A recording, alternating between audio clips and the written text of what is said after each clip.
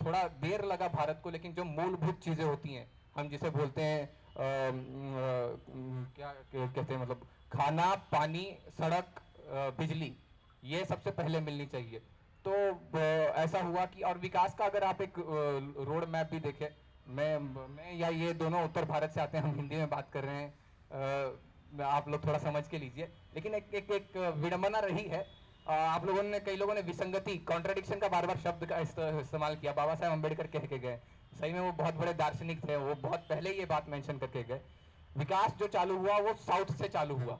केरला के जो त्रावणकोर राजघराने के महाराजा थे, उन्होंने सबसे पहले स्कॉलरशिप इंट्रोड्यूस किया, रिजर्वेशन पॉलिसी लाई, चीज़ें लाई। उसके बाद वहाँ पे थोड़ी विकास बढ़ी। उन्होंने जो अपर क्लास है और लोअर क्लास है उसके बीच में गैप कम करने के लिए ज़्यादा से ज़्यादा कोशिश किया। उसके बाद वही चीज़ आपको कर्नाटक के राजघराने में दिखती है, वाडियार राजघराने में। वही चीज़ महाराष्ट्र में शाहू द्वारा की गई, शाहू महाराज द्वारा। मैं सही में उनको नमन करता हूँ कि मतलब उनका पॉलिसी इस देश का मतलब जो 100 साल पहले उन्होंने सोचा वो आज इंप्लीमेंट हो रहा है, तो वो सही में बड़े ये थे। शाहू फुले अम्बेडकर की विचारधारा इस देश की अनोखी विचारधारा, वो सिर्फ महाराष्ट्र तक सीमित मत कीजिए कि साहू फुले अम्बेडकर ये सिर्फ महाराष्ट्र के विचारक हैं, ये देश के विचारक हैं। इसके साथ तिलक भी देश के हैं, सावरकर भी देश के हैं। भाई साहब ने कहा कि सावरकर और गोलवलकर की हिंदुत्व पे बोलना नहीं चाहिए, और भाई साहब की तरफ मेरा नजर गया कि वो समर्थन करेंगे या विरोध करेंगे, क्यों कल ही परसों संजय राउत का बयान है कि इस बयान के कारण हम गठबंधन से बाहर निकल सकते हैं, क्योंकि सावरकर को तो हम देशभक्त मानते हैं। और वो ओबीडियंट सर्वेंट वाला बात है, राहुल गांधी ने बीच प्रेस कॉन्फ्रेंस से उठाया था, तो उसका कई जगह पे दिया गया है कि गांधी ने भी वो लिखा था, नेहरू ने भी वो चीज लिखा है, मोतीलाल नेहरू अपने बेटे जवाहरलाल नेहरू को छुड़वाने के लिए ये चीज कई दफा ब्रिटिश सरकारों को लिखा है। तो आप उस चीज पे जरा गौर कीजिए कि सावरकर ने सिर्फ माफी वीर थे, या सावरकर ने दलितों के लिए, उत्पीड़ित वर्ग के लिए काम किया, उनके लिए मंदिरों के द्वार खोले। 50 साल जेल में रहने के बावजूद एक व्यक्ति का दिमाग इतना चल सकता है कि वो इस मेरे देश प्यारे के। मित्र, जी मेरी आपको विनंती है जी। कि हमारा विषय थोड़ा भरकट रहा है। मुझे मैं जो हाँ, यहाँ नहीं नहीं, जो सवाल देखिए, उठाए गए थे उनका जवाब नहीं, देके फिर वहां जवाब मत तुरंत दीजिए, जी जवाब मत दीजिए।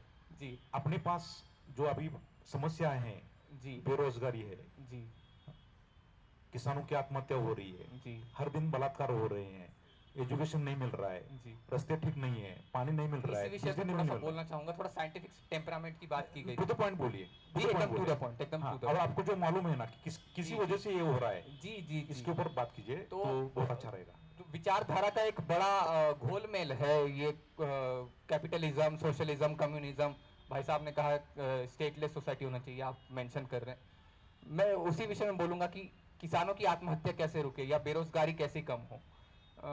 आप में से काफ़ी लोग परिचित होंगे, इस देश में काफ़ी सारी योजनाएं चल रही हैं 2014 के बाद, startup India, stand up India, मुद्रा लोन बांटी जा रही हैं, चीज़ें हो रही हैं।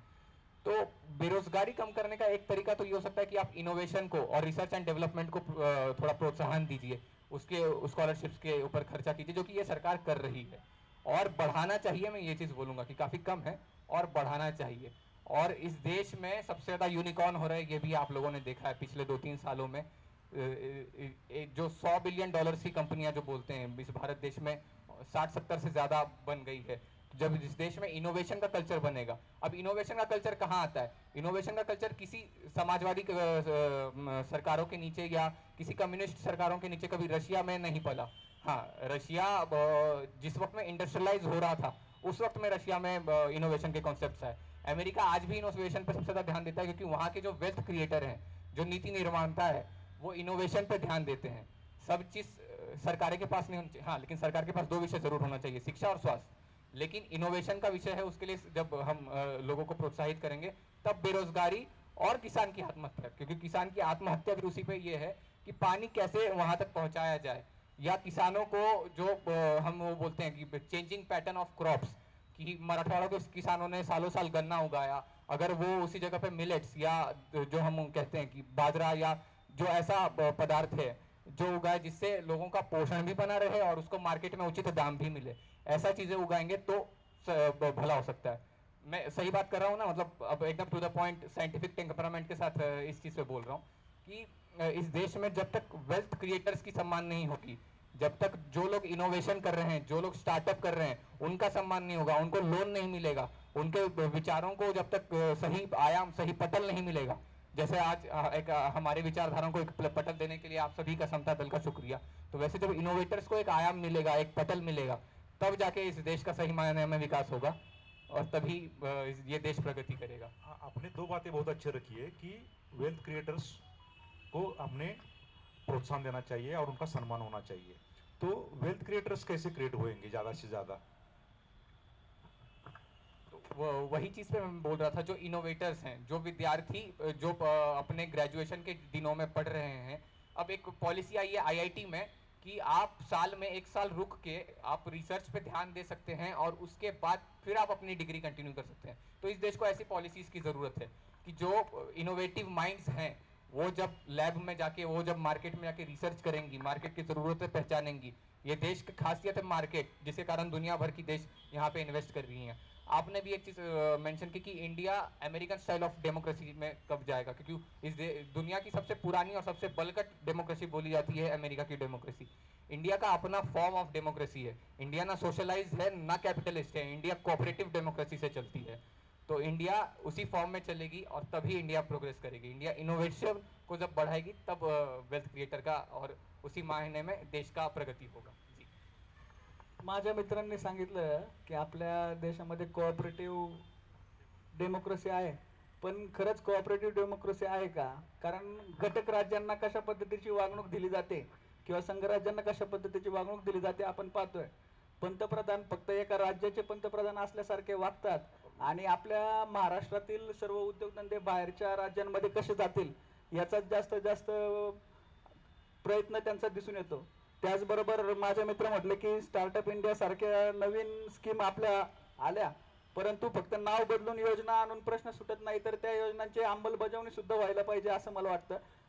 तरच बेरोजगारी सारखा प्रश्न जाईल, नाहीतर मग या राज्यातील उद्योगधंदे बाहेरच्या राज्यात जर का गेले तर मला असं वाटतं की महाराष्ट्रातला तरुण बेरोजगार झाल्याशिवाय राहणार नाही।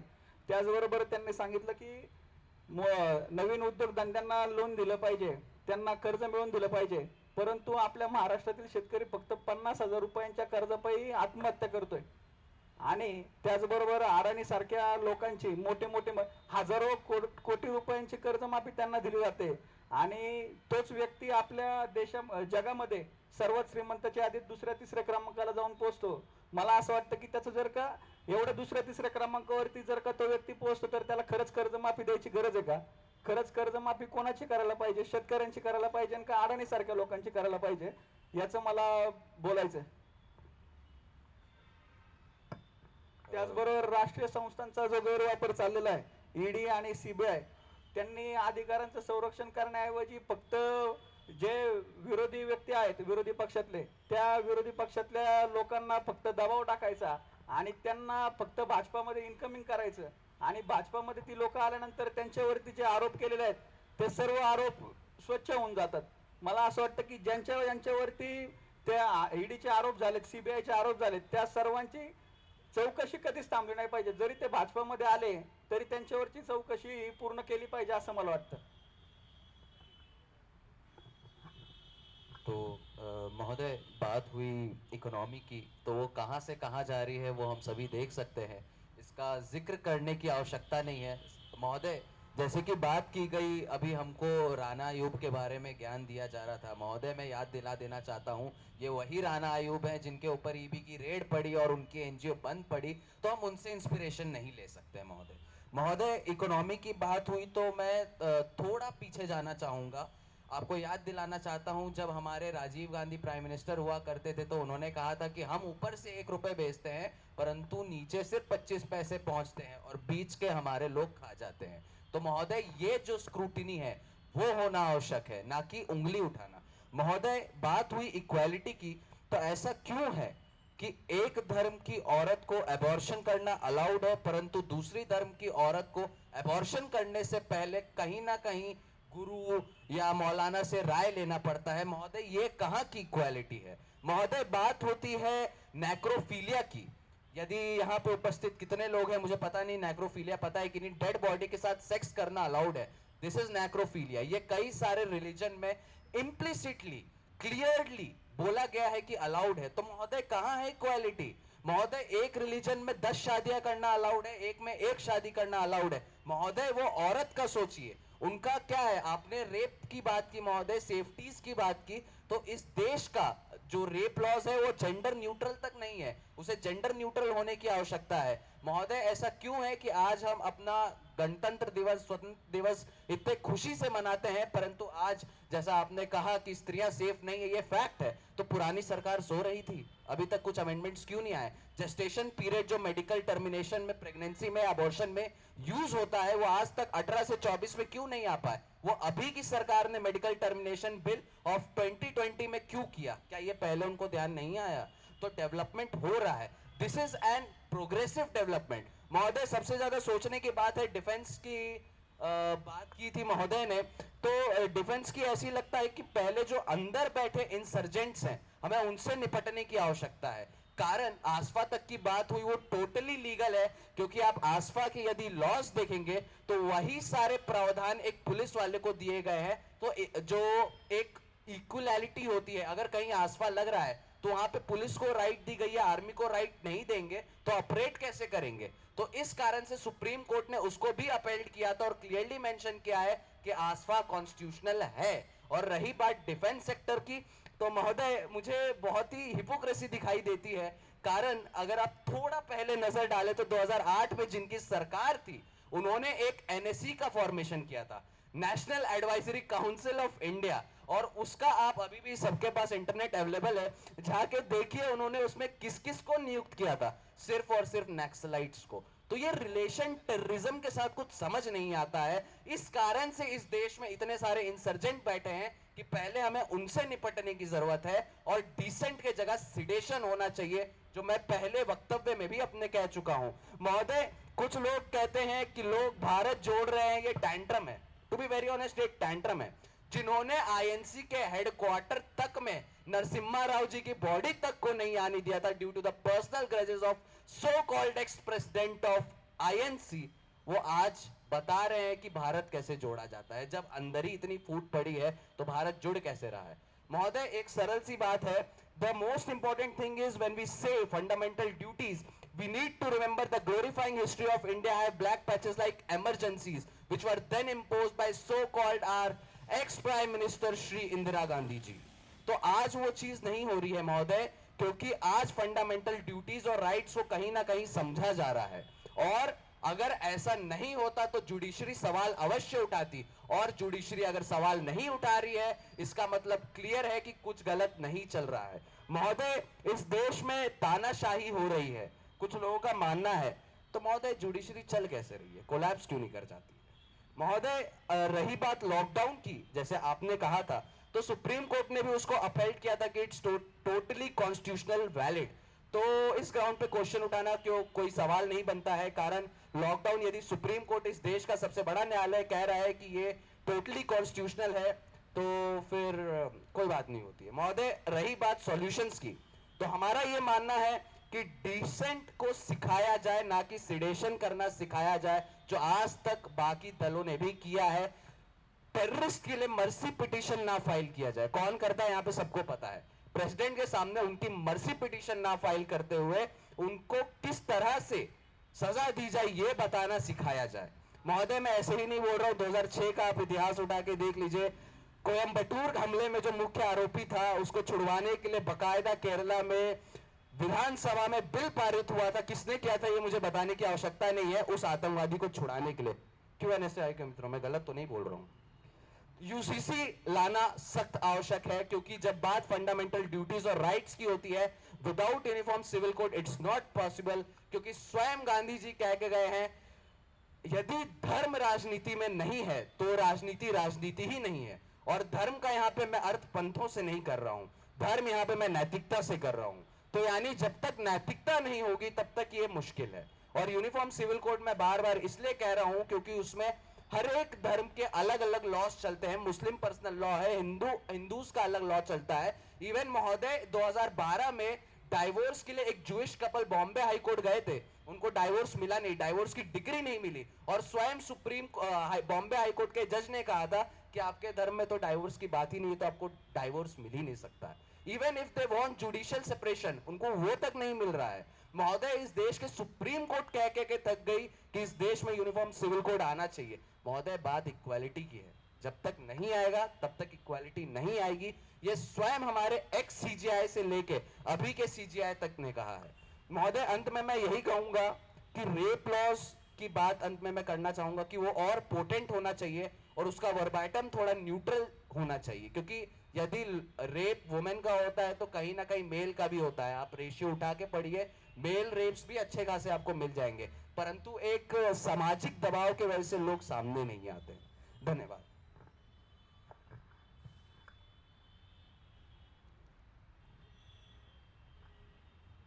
माझे मित्र आता त्यांनी बाजू मांडली, ते म्हणले आता तुम्ही जे म्हणला विद्यार्थी मुद्दा, तोच मी मानतोय की विद्यार्थ्यांच्या डोक्यात बेरोजगारी, नोकरी, शिक्षण ह्याच्यापेक्षा सध्या राजकारण हाच त्यांच्या डोक्यातला विषय चाललाय। आपण आपण ठीक आहे, राजकारण त्या वेळेला त्या पुढे जाऊन आपण करणार आहेत, करायला हवं, तुमची ती इच्छा असेल, परंतु सध्या आपल्या समोरचे प्रश्न काय आहेत? जशी आपण म्हणतोय बेरोजगारी, आपण म्हणतो अन्न, वस्त्र, निवारा, अरे ते तर आपले हक्क आहेत, त्याच्या पुढे आपण जाणार का नाही कधी? आपल्याला मोफत शिक्षण, त्याचबरोबर आमच्या सारख्याला तर असं वाटतं की शिक्षण पद्धतीत आमूलाग्र बदल करण्याची गरज आली, की त्याला व्यावसायिक शिक्षण, पारंपरिक शिक्षणाबरोबर त्याला व्यावसायिक शिक्षणाचे देखील आपण चॉईस दिले पाहिजे। लहान प्राथमिक शिक्षणाबरोबर त्याला व्यावसायिक शिक्षण कसं देता येईल की जेणेकरून तो जेव्हा शाळा कॉलेज होईल तेव्हा त्याला व्यवसाय करता येईल किंवा त्याला त्याच्या पायावर उभं राहता येईल। आपण बघतोय नोकऱ्यांचं प्रमाण, आपण म्हणायला सोपं आहे की बेरोजगारी, पण नोकऱ्यांचं प्रमाण किती आहे आणि आपली लोकसंख्या किती आहे ह्याचा जर का तुलना केली तर आपल्याला ह्याच्यातली तफावत नक्कीच आढळून येईल की बाबा अरे आपली लोकसंख्या ही आपली ताकद आहे आपण म्हणतो, परंतु याच्याबाबत देखील काही वेळा विचार करायची गरज आहे की लोकसंख्या वाढ नियंत्रण कायद्याच्या बाबत हा लागू करावा का, त्याच्यावर सगळ्यांचे एकमत होत असेल तर अशा बाबतीत आपण 100% म्हणू शकतो की आपली लोकसंख्या ही आपली ताकद आहे, परंतु कधी कधी ती आपली कमकुवतता देखील आहे काय असं या ठिकाणी वाटून जात आहे। कारण बेरोजगारी, आपण म्हणतोय की बेरोजगारी ह्याच्यामध्ये त्याला सर्वप्रथम त्याला व्यवसाय करायला प्रवृत्त केलं पाहिजे, त्याला शासनाने मदत, कुठलंही शासन असो। मला एक विद्यार्थी म्हणून मी आता जसं अध्यक्ष महोदय म्हणले की आपण एक नागरिक म्हणून या ठिकाणी बोललं पाहिजे, तर आमच्या सारख्यांसमोर की त्याला शिक्षण हे सक्तीचं करावं। जसं आपण म्हणतो ना, शिक्षण हे चॉईसनी नसावं, शिक्षण हे सक्तीचं असावं, कारण शिक्षणातून त्याला पुढे रोजगार मिळेल, त्याला व्यवसाय करता येईल। आणि एकदा म्हणतो आपण की माणूस एकदा शिकला की त्याला त्याच्या सत्सद बुद्धीने योग्य काय अयोग्य काय, आपण म्हणतो मोठे मोठे प्रश्न आहेत त्याच्या, परंतु देशाचे प्रश्न आहेत। आता सध्या आपल्याला आपल्या तरुणांचे प्रश्न काय आहेत? मुलांकडे शाळेच्या फिया भरायला नाहीत। आपण बघतोय हे जे शिक्षण सम्राट आहेत, आता विद्यार्थी सेवा म्हणून आपण जेव्हा काम करत असतो, मोठे मोठे इंग्लिश स्कूल आहेत, जाऊन बघा परिस्थिती काय आहे, 1-1 लाख रुपये फीज आहेत। अरे याच्यावर कधी आपण हे बोलत नाही। शिक्षण शुल्क समिती आपण आहे, अस्तित्वात आहे, परंतु त्याची अंमलबजावणी होत नाही। कोरोना कालावधीतल्या फिया नाहीत म्हणून विद्यार्थ्यांना रिझल्ट दिले जात नाहीत। अनेक प्रश्नांसाठी आम्ही भांडतोय, आम्ही अनेक ठिकाणी भांडतोय। आपल्या सगळ्यांना वाटतं की आठवले साहेबांची विचारधारा, परंतु आठवले साहेब आणि आम्ही सर्वजण ग्राउंड लेवलवर जाऊन काम करतोय आणि आम्हाला कळतंय की आम्ही काय करतोय। सर्वसामान्यांना जे हवंय, सर्वसामान्यांना जे कळेल अशाच भाषेत आम्ही सांगतोय, कोणाला त्याची थट्टा वाटेल, परंतु आम्ही काम करतोय, आम्ही छोट्या छोट्या प्रश्नांवर जाऊन काम करत असतोय। आता मी जसं म्हणलं की विद्यार्थ्यांच्या फियांचे प्रश्न आहेत, ते प्रश्न कोण सोडवणार आहे का नाही त्याच्याबाबत आपण सगळ्या विद्यार्थी संघटना जात पंथ सोडून त्या विद्यार्थ्यांच्या शिक्षणासाठी, त्या शिक्षण शुल्क समितीच्या अंमलबजावणीसाठी आपण कधी पुढे जाणार आहे का नाही? आपण जसं म्हणतो आरोग्याचं आपण हे म्हणतो, आम्ही या ठिकाणी अनेक अशी मागणी देखील आम्ही करू इच्छितो की आरोग्य विमा हा देखील सक्तीचा असला पाहिजे। त्यासाठी शासनाने पुढाकार घेतला पाहिजे, शासनाने त्यांच्याकडून काही पैसे दिले पाहिजेत, त्या व्यक्तीला काही प्रवृत्त केलं पाहिजे। आपण बघतो की एखादा पेशंट दवाखान्यात जातोय तर त्याचे घरचेच टेन्शन मध्ये असतात, त्यांचं उत्पन्न नाहीये, मान्य आपली परिस्थिती, परंतु शासनाने देखील या ठिकाणी सर्वच म्हणजे आम्ही जरी भाजप बरोबर असलो तरी काही ठिकाणी आमची ठाम मत आहेत, कारण आम्ही आंबेडकरवादी आहोत। आम्ही आमची मतं, आम्ही राजकीय युती म्हणून तुमच्यावर आहोत। जिथे देशाचा प्रश्न आहे त्या त्या ठिकाणी नक्कीच मला या ठिकाणी की मोदीजींच्या काळामध्ये देश नक्कीच बळकट झालाय.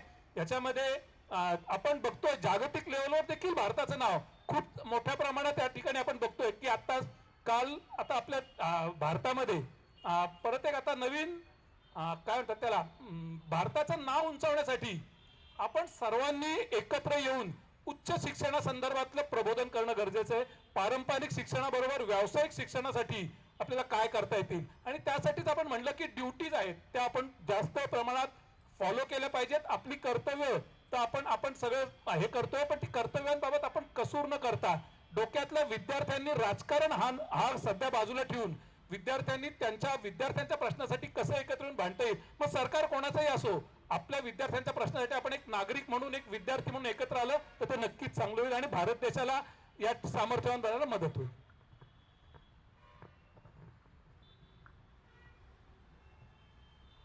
सर्वांना जय भारत जय संविधान.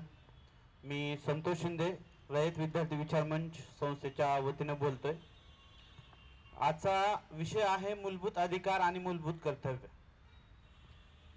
खरं तर मी सुरुवातीला माझ्या मित्राचं एक मला त्याच्यावरून आठवलं की बाबासाहेब या देशामध्ये जेव्हा हिंदू कोड बिल मांडत होते, माझ्या मित्रांनी युनिफॉर्म सिव्हिल कोडचा मुद्दा मांडला. त्यामुळे एक छोटीशी आठवण सांगतो बाबासाहेबांची की आमची आजही स्त्रियांबद्दल विचार करण्याची किती घाणेरडी प्रवृत्ती आहे ती आम्ही मित्राच्या विचारावरून सांगतो. की बाबासाहेब ज्यावेळेस हिंदू कोड बिल मांडत होते हिंदू महिलांच्या सक्षमीकरणासाठी, त्यावेळेस हिंदू कोड बिल मध्ये असा मुद्दा आला की आता इथून पुढे हिंदूंना एकच पत्नी असेल. मित्राने तोही मुद्दा मांडला की मुस्लिमांना आजही 4 बायका करायची पद्धत आहे त्यांच्या धर्मामध्ये, कायदेशीर त्यांच्या धर्मामध्ये, हे संपलं पाहिजे, हे त्याच्या मताशी मी सहमत आहे. पण ज्यावेळेस बाबासाहेब हिंदू कोड बिल मांडत होते त्यावेळेस मला असं वाटत होतं की मुस्लिम महिलांनी उठून आंदोलन करायला पाहिजे होतं की बाबासाहेब हिंदू महिलांना हिंदू पुरुषांना एकच लग्न करायचा अधिकार देत आहेत, तर आमच्याही नवऱ्यांना बंधनं घालावी, आमच्याही नवऱ्यांना 4-4 बायका करायचा अधिकार देऊ नये, असं आंदोलन मुस्लिम महिलांनी करायला पाहिजे होतं. पण झालं काय, बाबासाहेबांच्या विरोधात एवढे विचित्र आंदोलन झाले की हिंदू पुरुष उठून लोकसभेतले म्हणतोय मी, म्हणजे संविधान सभा ज्यावेळेस चालू होती त्यावेळेस संविधान सभेतले बाकीचे मंत्री आमदार काय म्हणले, मुस्लिमांच्या पुरुषांना 4-4 बायका करायचा अधिकार आहे, मग आम्हाला का नाही. म्हणजे ही किती घाणेरडी मानसिकता आहे.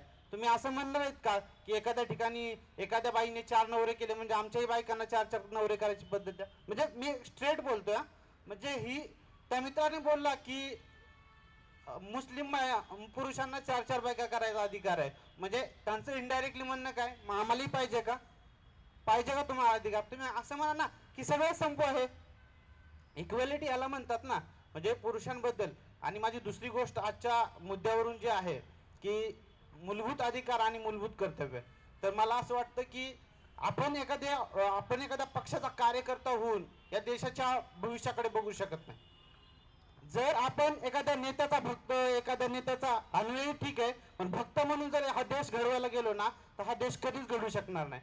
कारण आपण ज्यावेळेस एखाद्या नेत्याच्या प्रेमात पडतो ना तर त्या प्रेमाच्या पलीकडे आपल्याला काही दिसत नाही, मग तोच नेता बरोबर वाटतो, त्याचेच निर्णय बरोबर वाटतात. आणि मी जर या सरांनी जे मुद्दे सांगितले, शिक्षण असेल, बेरोजगारी असेल, हे सगळे मुद्दे जे असतील, तर ह्याला जनता याला कारणीभूत आहे. कारण ज्यावेळेस आपण संविधानाकडे बघतो आणि म्हणतो म्हणजे आम्हाला संविधानातले मूलभूत अधिकार हवे असतात, पण कर्तव्यांची बारी येते ना त्यावेळेस आम्हाला कर्तव्य नको असतात. म्हणून ही जनता इतकी दोघली आहे असं माझं म्हणणं आहे. म्हणजे बघा, मला काय वाटतं की या देशाची संपत्ती टिकली पाहिजे, या देशाची संपत्ती राहिली पाहिजे, पण माझ्या धर्माचा चोर जर उभा राहिला ना तर आम्ही त्यांना निवडून देतो, मग कशी टिकणार देशाची संपत्ती. म्हणजे हेही मुद्दे आहेत ना. म्हणजे आपण आपल्या डोक्यामध्ये आजही आपण आपल्या देशाचा विचार करताना म्हणजे निवडणुका लागल्या काय लागल्या तर तुम्हाला गुलाल पाहिजे की निळी पाहिजे असेच प्रचार होतात. अरे तुम्ही देश घडवताय, आजही तुम्ही जाती धर्माचे विचार घेऊन जाती धर्माबद्दल तुम्हाला अभिमान असला पाहिजे, तुमच्या प्रथा परंपरांचा अभिमान असला पाहिजे, तुमच्या दैवतांचा अभिमान असला पाहिजे, याच्याबद्दल काही दुमत नाही. पण ज्यावेळेस आपण एक देश म्हणून, आणि आज इथं सगळे युवक आहेत आणि एपीजे अब्दुल कलाम तर म्हणले होते 2020 मध्ये हा देश महासत्ता होईल, पण आजही इथला तरुणच इतका इथल्या धर्माच्या आहारी इतका जातोय, म्हणजे प्रत्येक जण आपापल्या बाबतीत इतका आहारी जातोय की हा देश 2020 मध्ये तर महासत्ता झाला नाही, पण काय माहित कधी होईल हे आम्हा तरुणांना ठरवावं लागेल. आणि मला तेच म्हणायचंय की आम्हाला वाटतं की बेरोजगारी हटली पाहिजे, पण आमचे रोजगार दुसऱ्याच राज्यामध्ये पळवणाऱ्यांना आम्ही इथला प्रतिनिधी बनवतोय. आम्ही म्हणतोय की आम्हाला आरोग्य पाहिजे, पण त्याचा तो प्रश्नच नाही. अशाच लोकांना आम्ही आमदार बनवतोय, खासदार बनवतोय, ज्यांना बोलायला येत नाही, ज्यांना आमचे प्रश्न मांडायला येत नाहीत, लोकसभेत काय बोललं पाहिजे, विधानसभेत काय बोललं पाहिजे याची ज्यांना जाण नाही, अशा व्यक्तींना जर इथली जनता निवडून देणार असेल तर मला वाटतं की या देशाच्या संविधानाला दोष देऊन उपयोग नाही, या देशाच्या राज्यकर्त्यांना दोष देऊन उपयोग नाही. तर जोपर्यंत ही जनता आपले मूलभूत अधिकार, आपले मूलभूत प्रश्न, आपल्या मूलभूत गरजा हे कोण सोडवेल आणि जो जाती धर्माच्या बाहेर जाऊन सोडवेल त्याला निवडून देत नाही, तोपर्यंत या देशातले कुठलेही प्रश्न सुटणार नाहीत. धन्यवाद. आता जसं आमच्या सहकाऱ्यांनी सांगितलं की इक्वलिटीच्या बाबतीत त्यांनी बऱ्याच विषयावरती चर्चा केली आणि त्यांनी शेवटी सांगितलं की राजकारणाचा विषय काढला होता, पण आपले एक विचारधारा आहे की आपण एकटं काही करू शकत नाही, तर कुठल्या तरी संघटनेशी, कुठल्या तरी पक्षाशी किंवा एखाद्या कमिटीशी आणि एखाद्या समुदायाशी आपण एकत्रित राहून एखाद्या गोष्टीकडे आपण चांगल्या प्रकारे आकर्षित होऊ शकतो. तर राजकारण का असे ना वाईट नाहीये, फक्त आपण चांगल्या प्रवृत्तीने, चांगल्या विचारधारेने, चांगल्या लोकांसोबत जर केलं तर राजकारण कधीच वाईट नाही. कारण राजकारणावरती तरी देश चाललाय, राजकारणीच. कारण लोकसभा असेल, विधानसभा असेल, राज्यसभा असेल, यामध्ये जे आहेत ते आपले महाराष्ट्रातले असतील, देशातले असतील राज्यकर्ते आहेत आणि ते बिल पास करतात. त्या बिलावरनं ग्रामीण असतील किंवा शहरी भागातील असतील अनेक गोष्टींवरती प्रकाश टाकला जातो. आता माझ्या सहकार्याने, भारतीय जनता पार्टीच्या सहकार्याने असं सांगितलं की इक्वलिटीच्या बाबतीत ते खूप सारं बोलत होते. त्यानंतर बेरोजगारीवरती बोलत असताना मुद्रा योजना, अशा काही योजनांची नावं सांगितली. मी त्यांना विचारू इच्छितो की मुद्रा योजना असेल, अंत्योदय योजना असेल, उज्ज्वला योजना असेल, त्याचबरोबर प्रधानमंत्री आवास योजना असेल, त्याचबरोबर मेक इन इंडिया योजना असेल, अशा प्रकारच्या अनेक योजना आल्या. योजना फक्त कागदोपत्री आल्या. मला एक थोडं कडू शब्दात बोलायचं तर म्हणलं, लग्न करून मुलं तर सगळ्यांना होतात, बरोबर आहे की नाही? लग्न करून मुलं होतात, पण त्या मुलांचं संगोपन करणं हे कितपत अवघड आणि किती काटकसरीचं असतं ते आईला आणि त्याच्या वडिलांना माहिती असतं.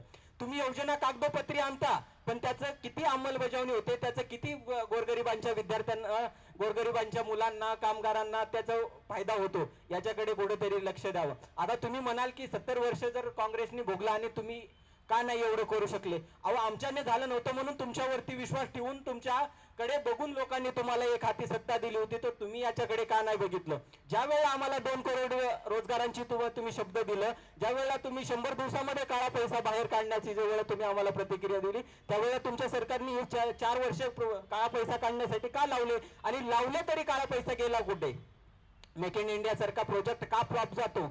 ज्याप्रमाणे तुम्ही मेक इन इंडियाचा जो प्रोजेक्ट आहे तो फ्लॉप घातला, तो केलाच नाही. त्याचबरोबर उज्ज्वला योजना, ठीक आहे, उज्ज्वला योजना घ्यायच्या वेळी तुम्ही ते मोफतही दिलं. घरामध्ये तुम्ही गॅस दिलाय, पण त्याच्यावरती शिजून खाण्यासाठी अन्नच देत नाहीयेत. अंत्योदय योजनेच्या अंतर्गत राशन कार्डवरती राशन ज्या युवकांना, ज्या कुटुंबांना मिळत होतं, त्याचं तुम्ही काय केलंय? गॅसची किंमत, आता तर माझे सहकारी म्हणतात, मी त्या विषयाकडे येणारच होतो. जो गॅस 70 वर्ष म्हणजे मागे जेव्हा 60-62 वर्षाचा काळ गेला निघून आपला, तर त्यावेळेला आपण 450 वरनं आपण कुठे आलो? 1050 वर्ष, म्हणजे किती झालं? डबलच्या वरी रेट. ज्या वेळेला आपण डिझेल, पेट्रोल, इतर इंधनांच्या बाबतीत जेव्हा विचार करत असतो, त्यावेळेला 65 वरनं आपण कधी आलो?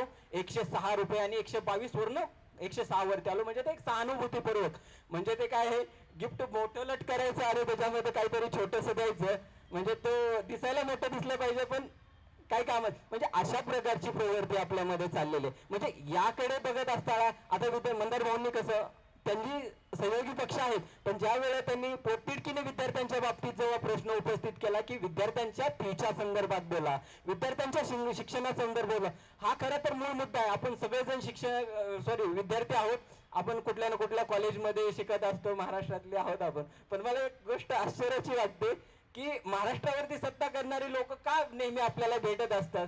कारण आपण चर्चासत्र, म्हणजे विषयाकडे हात घालणार नाही, जरा विषय वेगळा आहे, कारण चर्चासत्र महाराष्ट्रामध्ये चालू आहे, चर्चासत्र यांनी समता दलांचे आणि महाराष्ट्राच्या वतीने चालू आहे. पण भारतीय जनता पार्टीला वर्चस्व करण्यासाठी लोक म्हणून फक्त आपल्याकडे, म्हणजे इतर बघा तुम्ही सगळे आपण महाराष्ट्रीयन आहोत, मी टार्गेट करत नाही, एक आमचा अनुभव आणि आमच्यावरती राज्य करणारी जी लोक आहेत ते खरंच आम्हाला वाटते की जसं कुणाल भाऊंनी प्रश्न उपस्थित केला की भारताचे पीएम जे आहेत ते जसं एकाच राज्यासाठी म्हणून प्रधानमंत्री असल्यासारखं काम करत आहेत, तर महाराष्ट्राची चर्चा सत्र चालू असताना महाराष्ट्रातल्या बीजेपीचा जो वर्ग आहे तोही चला ठीक आहे आमच्या सोबतच आहे म्हणा, पण त्यांच्यावरती वर्चस्व करण्यासाठी हे दोन म्हणजे भारतीय जनता पार्टीचे प्रदेशातून मागवलेले दोन कार्यकर्ते, मला त्यांना टार्गेट करायचं नाही. कारण इथं विचारांची नाही एक मिनिट विचारांची वादावाद आहे. नाही सर विचारांची वादावाद आहे. विचारांची वादावाद आहे. तुम्हाला काही वाईट ऍक्च्युली अखिल भारतीय विद्यार्थी परिषद सुनो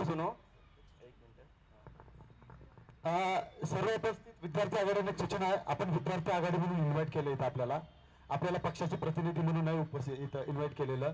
तर विषयाचं तारतम्य भान असू द्यात आणि त्याला रिलेटेडच तुमचं शब्दांकन तुमच्या भावना विषयाला रिलेटेडच आहेत, फक्त त्याला पॉलिटिकल रंग देऊ नका. थोडासा मुद्द्याला धरून मूलभूत अधिकारांनी कर्तव्य आणि सध्या परिस्थिती तुम्ही भावनांनी बोलता, मान्य आहे ती गोष्ट, फक्त त्या गोष्टीचं फक्त हे असू दे बस.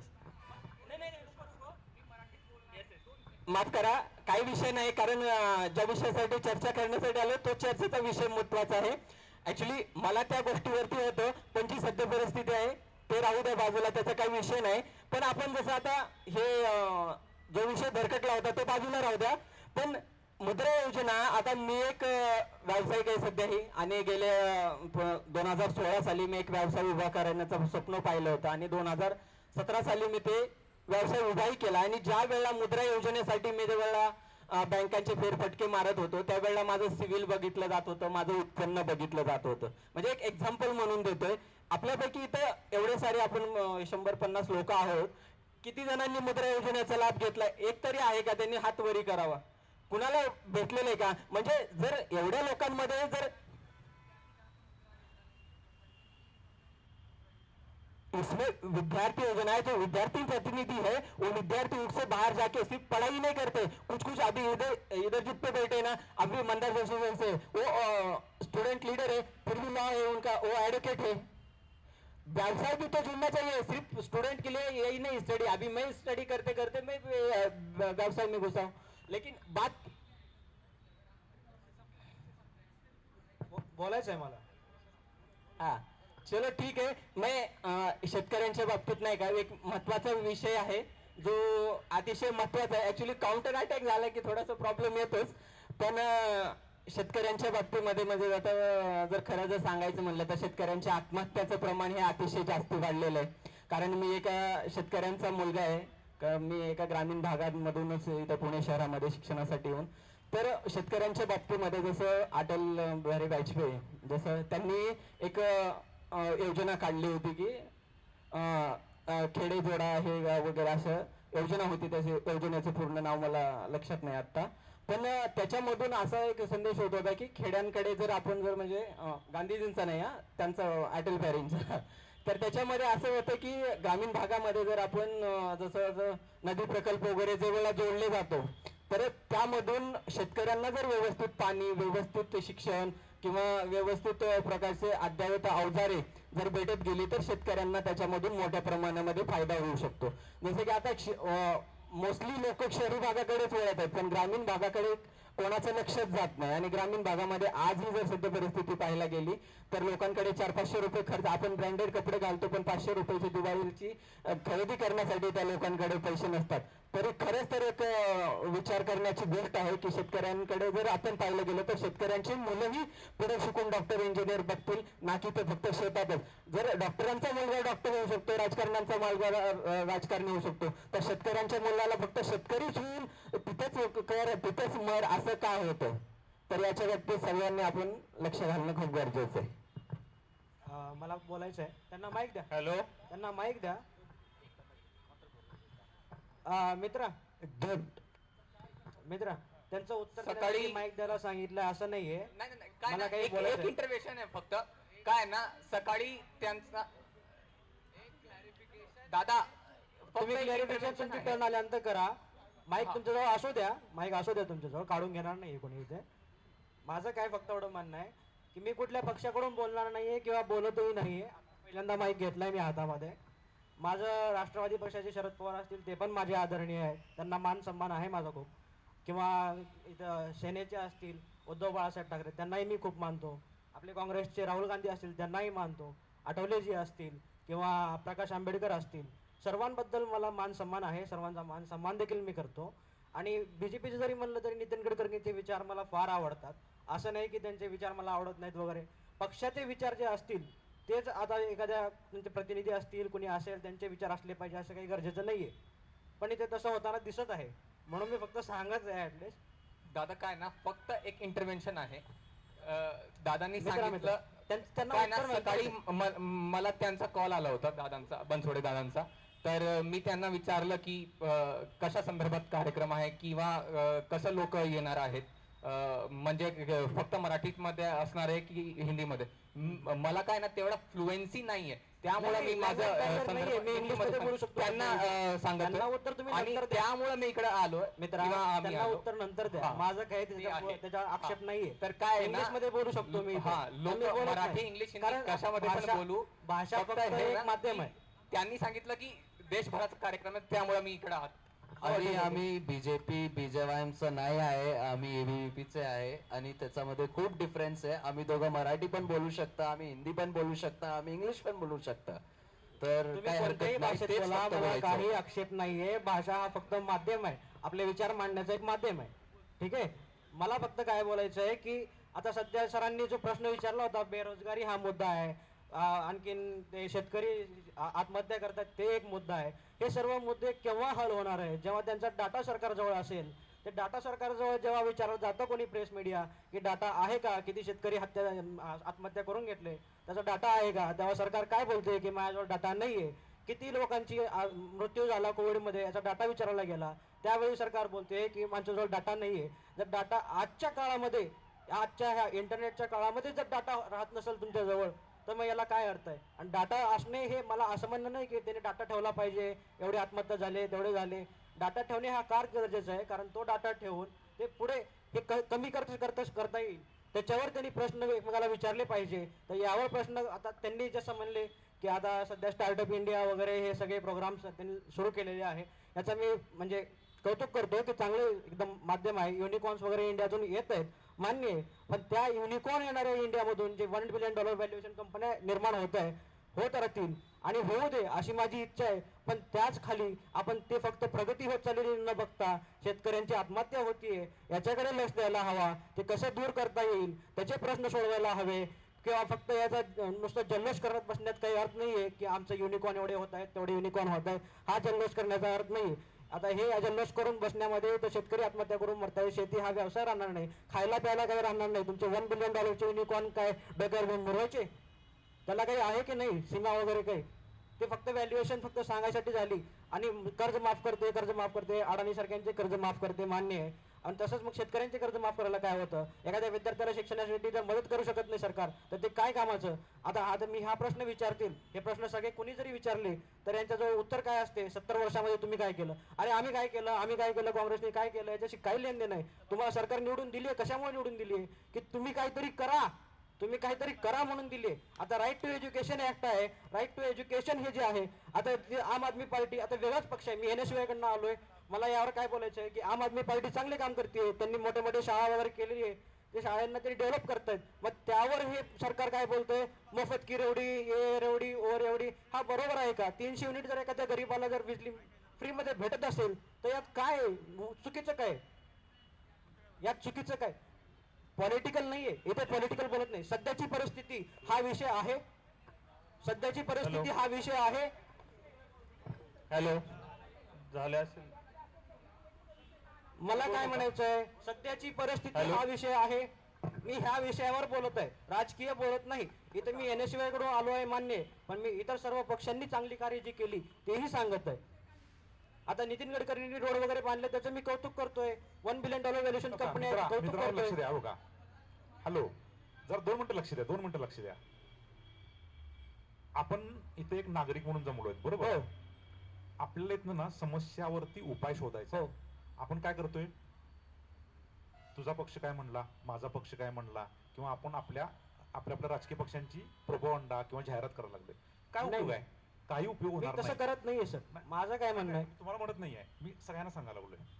आता मी चर्चा सगळ्यांची जे बघितली ना, ते सगळे जण आपापल्या राजकीय पक्ष किंवा संघटनांचे प्रोपगंडा रेटायला लागले.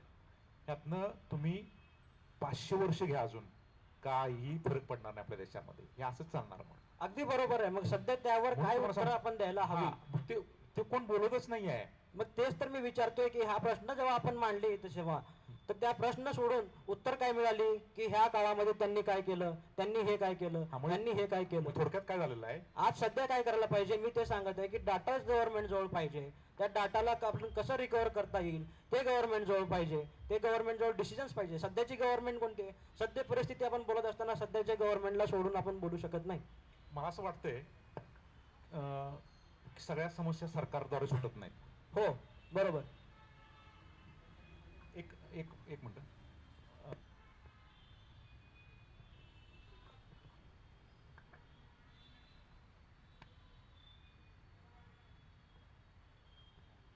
मला असं वाटतं बरं का, की आपण प्रत्येक गोष्ट सरकारकडून नको अपेक्षा करायला.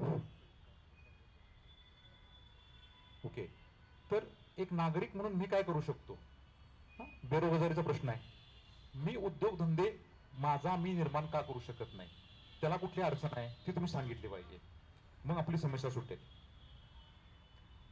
मी तुम्हाला एक हिंट देतो. आता आपल्या देशात म्हणतात की 1991 ला लिबरलायझेशन झालं, लायसन्स, परमिट, कोटा राज संपलं. खरंच संपलंय का? जर संपलं असतं तर भारत आर्थिक स्वातंत्र्याच्या निर्देशांकामध्ये 131व्या स्थानावर कसा काय असू शकला असता? जर लिबरलायझेशन झालं असतं तर भारत पहिल्या टॉप 10 मध्ये असता. ह्याच्यावर कधी बोलणार आपण? सगळे म्हणतात की आमच्याकडे भांडवल नाही, भांडवल नाही. उद्योगधंदा करायला पहिल्यांदा भांडवल लागत नाही तुम्हाला. तुमच्याकडे जर आयडिया असेल, तुमच्याकडे जर चांगला प्रॉडक्ट असेल, तुमच्याकडे जर चांगली सेवा तुम्ही जर निवडली असेल तर तुमच्याकडे पैसे ऑटोमॅटिक येतील. तर आपण ह्यावरती बोललो पाहिजे. आपण भरकटतोय. मूलभूत हक्क, आपले व्यवसाय, उद्योग धंदे चालू करण्याचे, त्यामध्ये जो अडथळा आहे आजही लायसन्स, परमिट, कोटा, कंप्लायन्स राजचा, ह्याच्यावरती बोलायला पाहिजे आपण. 150 कोटी जवळजवळ लोकसंख्या आहे आपली. त्या प्रमाणात आपल्या देशामध्ये उद्योगधंदे निर्माण होत आहेत का? उद्योगधंदे निर्माण करण्यासाठी कोण अडचण आणते आपल्याला? याच्यावरती आपली चर्चा होणं गरजेचं आहे. कोणता गट राहिला अजून बोलायचं आपल्याला? Okay okay.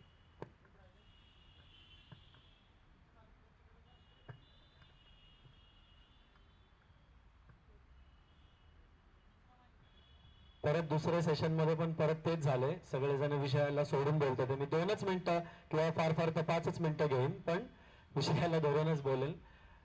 सरांनी मधल्या अध्यक्षांनी जे मध्ये आपल्याला सूचना दिल्या त्याला धरून बेरोजगारी किंवा शेतकऱ्यांचे प्रश्न याच्यावरती बोलणार आहे.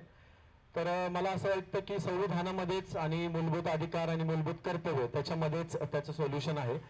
त्यांनी स्टेट अँड मायनॉरिटीजचा बाबासाहेबांच्या पुस्तकाचा उल्लेख इथं केला. मला असं वाटतं की शेतकऱ्यांचा प्रश्न तर आहेच आहे, परंतु शेतमजुरांचा जास्त त्याच्यापेक्षा मोठा प्रश्न आहे. तर झाले असं की बाबासाहेबांनी ज्या ज्या सूचना संविधान करत असताना किंवा त्या कॉन्स्टिट्युएंट असेंब्लीमध्ये दिलेल्या होत्या त्याच्यातली एक आहे की सगळ्यांचे जे कोणी फेडरल आहेत, फेडरल लॉर्ड्स म्हणजे ज्यांच्याकडे खूप साऱ्या प्रचंड प्रमाणात जमिनी आहेत, त्या सगळ्यांच्या जमिनी काढून घेणं आणि त्याचं समान वाटप करणं. जेव्हा हे होईल तेव्हा खरं शेतकऱ्यांचा प्रश्न सुटणार आहे. काही जणांकडे हजार एकर जमिनी आहेत आणि काही जणांकडे काहीच नाहीये आणि शेतमजुरांकडे तर राहायला घर पण नाहीये. ज्यावेळी असं होईल तेव्हा शेतकऱ्यांच्या आत्महत्या किंवा शेतमजुरांच्या आत्महत्या मला वाटतं थांबायला सुरुवात होईल. आणि ॲग्रिकल्चर जे आहे म्हणजे शेती जे आहे त्याचं नॅशनलायझेशन झालं पाहिजे असं मला वाटतं. आणि आत्ताचं जे सरकार आहे आणि काँग्रेसने जी पॉलिसी आणली 1991 ला, आता त्यांनी कोऑपरेटिव्ह डेमोक्रेसी भारताला सांगितलं. कोऑपरेटिव्ह पेक्षा भारत मिक्स्ड इकॉनॉमी आहे, म्हणजे नेहरूंनी मिक्स्ड इकॉनॉमी बनवलं होतं, पण ते मिक्स्ड इकॉनॉमी पण राहिलेली नाहीये. आता मला वाटतं एबीव्हीपीचे जे दोघं आहेत ते ट्रेन होऊन आलेच चांगलं, पण त्यांना ते कळत नाहीये की प्रश्न ऐकायचं काय, उत्तर कारण ते स्वतः बोलतात राजकीय याच्यावर बोलायचं नाही आणि स्वतः सगळं राजकीयच भाषण करतात. दुसरी गोष्ट, प्रश्नाला उत्तर द्यायचं तर प्रश्नाला परत प्रश्नच करतात. मी विचारलं होतं की नॅशनल ऍडवायझरी पीएमला जो नॅशनल ऍडवायझर दिलाय त्याच्यावरती काय म्हणणं आहे, तर ते म्हणतात 2007 मध्ये काँग्रेसने काय केलं. अरे तुम्ही हे नका सांगू, ते काय केलंय त्याच्यावरती बोलायचंय आपल्याला. आणि त्यांचं मधलं माकड झालं मग, बीच का बंदर जैसी अवस्था आपकी हो गई है, क्योंकि आप सोशलिज्म की भी बात कर रहे हैं, आप राइटिस्ट की भी बात कर रहे हैं, आप तिलक की भी बात कर रहे हैं, आप सावरकर की भी कर रहे हैं, और जिनको आप गालियां देते हो गांधी की, उनकी भी बात कर रहे हो आप. तो आप जिस राजकीय संघटन से आप ऐका तुम्ही ज्या राजकीय संघटनेसोबत काम करता किंवा जे तुमचे आदर्श आहेत ते काल परवा 2-3 दिवस फक्त शिवे देत आहेत गांधींना. त्याच्यामुळे तुम्हाला अधिकार नाहीये. और हाँ, लेकिन एबीवीपी आदर्श किससे लेती है? लेकिन आप आदर्श किससे लेते हैं? आपके पदाधिकारी किस संगठन से जुड़े हैं?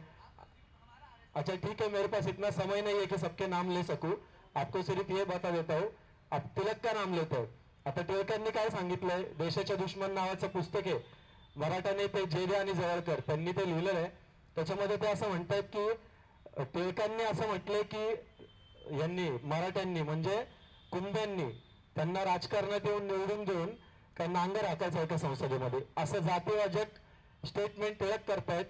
तुम्ही त्यांना मानणार आणि तुम्ही त्यांना आदर्श मानाल का? हा तर माझा सगळ्यात पहिला प्रश्न तुम्हाला आहे. आणि बरेच गोष्टी आहेत सांगण्यासारख्या. बुलेट ट्रेनच्या बाबतीत आपण बोलूया, म्हणजे बेरोजगारी आणि या सगळ्यावरती तुम्ही अध्यक्ष बोलायला सांगितलं म्हणून. तर मला असं वाटतंय की पॉलिसी जरी काँग्रेसने आणली असली तरी सगळ्यात जास्त राबवायचं काम आज बीजेपी ते करते. तर काँग्रेस आणि बीजेपी दोघांनी प्रायव्हेटायझेशन खूप मोठ्या प्रमाणात करायचा आणि इम्प्लिमेंट करायचा प्रयत्न केलेला आहे. बुलेट ट्रेनसाठी आपल्याला जपान कर्ज देणार होतं, तर आपल्या माननीय मोदींनी ते जपानच्या पंतप्रधानांना देशात कुठे कुठे बुलेट ट्रेनची गरज आहे ते दाखवायचं सोडून वाराणसीला घेऊन गेलेत आणि 4 तास तिथे घंटे वाजवत बसलेत. मग त्या पंतप्रधानांना असं वाटलं जपानच्या की यांच्याकडे एवढे वेळ मंदिरात बसायला, त्यांना बुलेट ट्रेनची काय गरज आहे. आणि देशाचा विकास तेव्हाच होणार जेव्हा देशाचा सर्वोच्च जो आहे म्हणजे पॉलिटिकल हेड जो आहे ते संविधानाला मानणारे पाहिजे, ते खोटारडे नाही पाहिजे. संविधानिक पदावर असताना, प्रधानमंत्री असताना तुम्ही जनतेशी खोटं कसं काय बोलू शकता?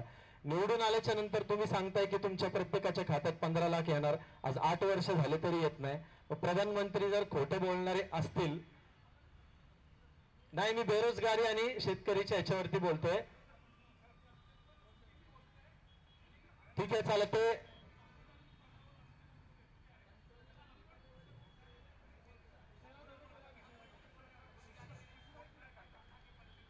लेकिन अगर पंतप्रधान जनता के बारे में सोचेंगे नहीं तो as a citizen I have every right to criticise him because I am a voter and because of me he sitting there.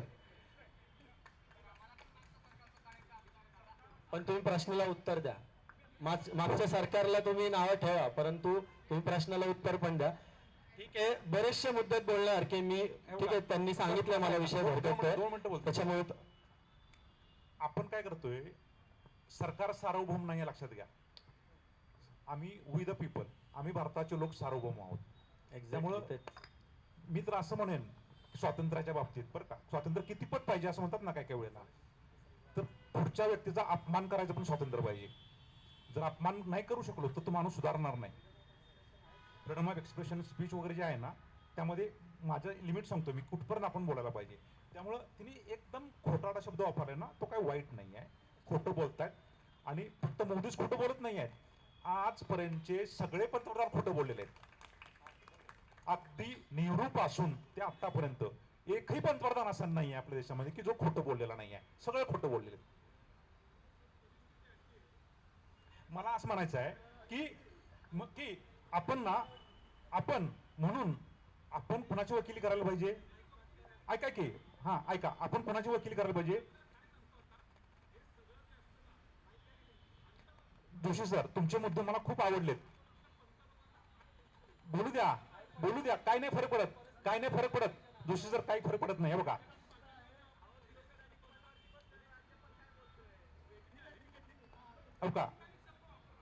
नाही काही नाही प्रॉब्लेम. बोललं पाहिजे, शिव्या देखील घातल्या पाहिजेत, त्याशिवाय सुधारणार नाही. ऐका माझं 2 मिनिटं ऐका. तुमचे मुद्दे खूप चांगले आहेत. आपण वकिली कोणाची करायला पाहिजे? सरकारची नाही करायला पाहिजे. सरकारची किंवा मंत्र्यांची किंवा राजकीय लोकांची करायला नाही पाहिजे. स्वैराचार डेफिनेशन जे आहे ना, स्वैराचार कोणी करत नाही, लक्षात घ्या. बोलण्यात पण कोण स्वैराचार करत नाहीये. सर बोलू का मी? हा, त्यामुळं आपण वकिली कोणाची केली पाहिजे? आपण आपल्या नागरिकांची, बांधवांची, आपल्या लोकांची वकिली करायला पाहिजे, की रंजलेले जे आहेत, गांजलेले जे आहेत, जे वंचित आहेत, जे हक्कापासून वंचित राहिलेले आहेत, त्यांची आपण चर्चाच करत नाहीये. काय जरी झालं ना, तो पक्षावरतीच येतो. हे मला वाईट वाटतं ऍक्च्युली. Thank you sir. तर मला एक मत मांडायचं आहे, फक्त शेवटचंच मत मांडतो आमचं आणि आम्ही थांबतो, कारण आम्हाला बऱ्याच वेळ बोलायला मिळालं नाही. ते तुमच्यामध्ये ती जुगलबंदी चाललेली आहे. तर अगोदर आता आम्हाला संपू द्या. तुमचे बरेच पॉईंट्स आम्ही नोट केलेले आहेत आणि तेच fundamental rights and fundamental duties आणि सध्याची स्थिती, तर ह्या विषयाला धरून आणि त्याच्या करंट इश्यूजला आपण कसं काय हे करणार आहेत, इंटरडिसिप्लिनरी करणार आहेत, तेच आता बोलणार. जर सर बोलले की सोल्युशन्स पण द्यायचे आहेत आणि शेतकऱ्यांचा मुद्दा आहे की शेतकरी आत्महत्या आहेत. जर माझे सहकारी मित्र बोलले की बाबा बाबासाहेबांनी ऑलरेडी स्टेट्स अँड मायनॉरिटीजमध्ये सोल्युशन्स दिलेलेच आहेत, नॅशनलायझेशन तुम्ही केलेलंच नाहीये, तर शेतकऱ्यांची आत्महत्या हे होतच राहणार आहेत. तुम्ही किती पॅकेज द्या किंवा किती कमिटीज बसवा किंवा तुम्ही किती काही करा किंवा तुम्ही त्यामध्ये अमेंडमेंट्स करा, तरी त्यातून प्रश्नाचं सोल्युशन ते मिळणारच नाहीये. त्यामुळे तुम्हाला बाबासाहेबांनी जे सोल्युशन दिलेले आहेत की नॅशनलायझेशन करायचे, राष्ट्रीयकरण करायचंय जमिनींचं, ते तुम्हाला करावंच लागणार आहेत. पण ती तयारी किंवा ते धाडस हे तुम्ही करणार आहात का नाही, तर हे आपल्याला प्रश्न गव्हर्नमेंटला विचारायचा आहे किंवा त्यातल्या पॉलिटिकल सिस्टमला विचारायचा आहे. हा एक मुद्दा राहिला. आणि जसं आपण वेगवेगळे जे मुद्दे मांडले की फूड शेल्टर और क्लोथिंग आहे की बाबा अन्न निवारा जे आहे, तर तिथे आपण फंडामेंटल राईट्सचे आपण कसं त्याला आपण कोरिलेट करणार आहात, तर तिथे तुम्हाला पुन्हा तेच येते की शेतकरीची आत्महत्या आहे. तिथं आपण अन्न खातोय आणि जर तिथं शेतकरी जगला नाही तर अन्न हे कोण पिकवणार, आणि अन्न जर तुमच्या प्लेटमध्ये आलं नाही तर तुम्ही तिथे पुन्हा तुम्ही उपासमार होणार आहे आणि तुम्हाला तो जो गॅप आहे, त्यामधला जो काही गॅप आहे तो गॅप वाढत जाणार आहे आणि तुम्हाला तिथं पुन्हा विकासाच्या मुद्द्यावरती आणखी राजकीय पोळी भाजायला आणखी एक मुद्दा आपल्याला, आपण जे आपले काही विरोधक आहेत त्यांना आपण आयतं देत आहे. तर जसं आपण मित्र म्हणालेत की इनोव्हेटिव्ह कल्चर आहे, इनोव्हेटिव्ह कल्चर तुम्हाला डेव्हलप करायचं. इनोव्हेटिव्ह कल्चर म्हणजे इथं ऑलरेडी हा देश इनोव्हेशननीच भरलेला आहे. की तुम्हाला इनोव्हेशन म्हणजे तुम्हाला नेमकं काय म्हणायचं आहे? इनोव्हेशन हे नेमकं तुम्हाला जसं मेक इन इंडिया तुम्ही म्हणताय, तर मेक इन इंडिया झालं नाही पाहिजे, तर मेकिंग इंडिया झालं पाहिजे. तर मेक इन इंडियामध्ये तुम्ही कसं म्हणणार की बाबा तिथं वर्ण व्यवस्थेमध्ये जे काही तुम्ही अतिशूद्र होते किंवा जे काही 12 बोलत होते हे इनोव्हेशनच करत होते ना. जे काही पद्धत होती ते त्यावेळेचं त्या काळाचं ते एक इनोव्हेशनच होतं. जे काही तुम्हाला जे काही प्रोडक्ट्स आम्ही देत होतो, जे काही समाजाला आम्ही देत होतो, ते एक प्रकारचं इनोव्हेशन होतं. पण तुम्ही त्या इनोव्हेशनला आमचं मेरिट पाहिलेलंच नाहीये आणि त्या मेरिटकडे नेहमी दुर्लक्ष करत आलेलं आहोत. आणि त्यामुळे तुम्ही आता इनोव्हेशन कल्चर म्हणा किंवा वेल्थ जनरेशन म्हणता, तर वेल्थ क्रिएशन हे कशा पद्धतीने होणार? नुसतं मूठभर लोकांना तुम्ही वेल्थ क्रिएशन करणार,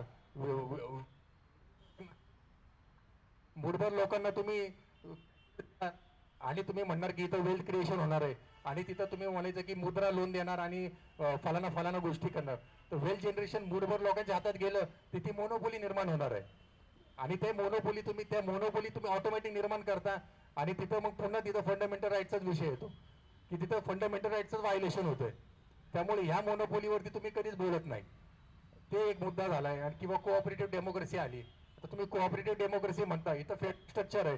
फेडरल स्ट्रक्चरमध्ये तुम्ही ऑलरेडी ती कोऑपरेशन आहेच, मिक्स्ड इकॉनॉमी आहे.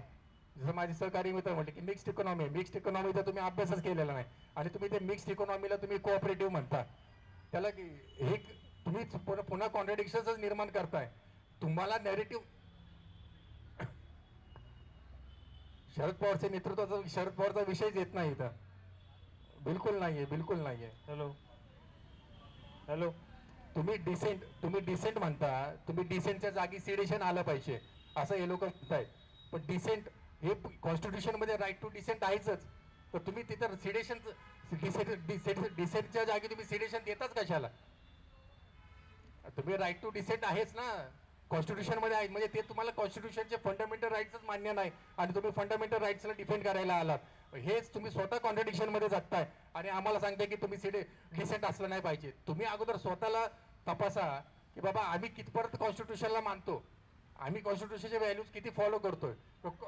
आणि कॉन्स्टिट्यूशन तुम्ही जाता तिथं प्रदर्शन दिल्लीमध्ये कॉन्स्टिट्यूशन जाळलेलं आहे, त्यावेळेस तुम्ही कुठे केलं? त्याला आम्ही सिडिशन म्हणायचं का नाही म्हणायचं? ते सिडिशन तुम्हाला दिसत नाही आणि तुम्ही त्याला म्हणता की नाही बाबा डिसेंट नाही झालं पाहिजे, सिडिशन झालं पाहिजे. तर हा जो नाटकीपणा आहे, हा नाटकीपणा तुम्ही थांबवला पाहिजे. आणि राहिला प्रश्न इक्वालिटीचा, इक्वालिटी हा शब्द जर तुमच्या तोंडून आम्ही ऐकत असेल तर आम्हालाच त्यामध्ये हसायला येतंय. इक्वालिटीचं म्हणणं तुम्ही म्हणताय, तर मेन म्हणजे तुम्हाला संविधानचं किती प्रेम आहे हेच आम्हाला दिसतंय. ज्याला संविधानचं प्रेम आहे त्याला इक्वालिटी ही मान्यच असते. तुम्हाला इक्वालिटी नकोच, कारण युनिफॉर्म सिव्हिल कोडची तुम्ही भाषा करता. युनिफॉर्म सिव्हिल कोड तुम्हाला प्रत्येक गोष्टी लॉ मध्येच का पाहिजे? तुम्ही प्रत्येक गोष्ट ही स्वतःमध्ये बदल का नाही करत आहे? तुम्ही स्वतः का आणत नाहीत पुढं? की प्रत्येक गोष्ट तुम्ही कायद्याच्या बाजूनेच बघताय की कायद्यानेच ह्या गोष्टी झाल्या पाहिजे. तर त्यामुळे फंडामेंटल ड्युटीजवर जेव्हा येतो आपण, तर फंडामेंटल ड्युटी ही तुमची ड्युटी आहे नाही का? का सगळं काय तुम्हाला कायद्याप्रमाणेच पाहिजे? तर मग तुमची ड्युटी कुठे आहे? ती ड्युटी तुम्ही का नाही? सोशल ऑब्लिगेशन आहे का नाही तुमचं? तर सोशल ऑब्लिगेशन प्रमाणे तुमची ती ड्युटी ठरत नाही का? तर का नुसतं फंडामेंटल ड्युटीज 10 फंडामेंटल ड्युटीज दिलीच आणि त्याच्या बाहेर आम्ही जाणारच नाही किंवा त्याच्या बाहेर आम्ही वागणारच नाही, तर ह्या कसल्या फंडामेंटल ड्युटीज आहेत? तर तेच माझं म्हणायचं आहे की तुम्ही जो टेररिझम म्हणता, आता टेररिझमवरती पण आम्ही पुन्हा तुम्हाला त्या गोत्यामध्ये आणू शकतो. आणि टेररिझम सर त्यांना खोडत नका बसू, त्यांना खोडत नका बसू. आता मुद्देच त्यांनी तसे केले तर त्यांचा विषय सोडून ते आपले मुद्दे मांडा.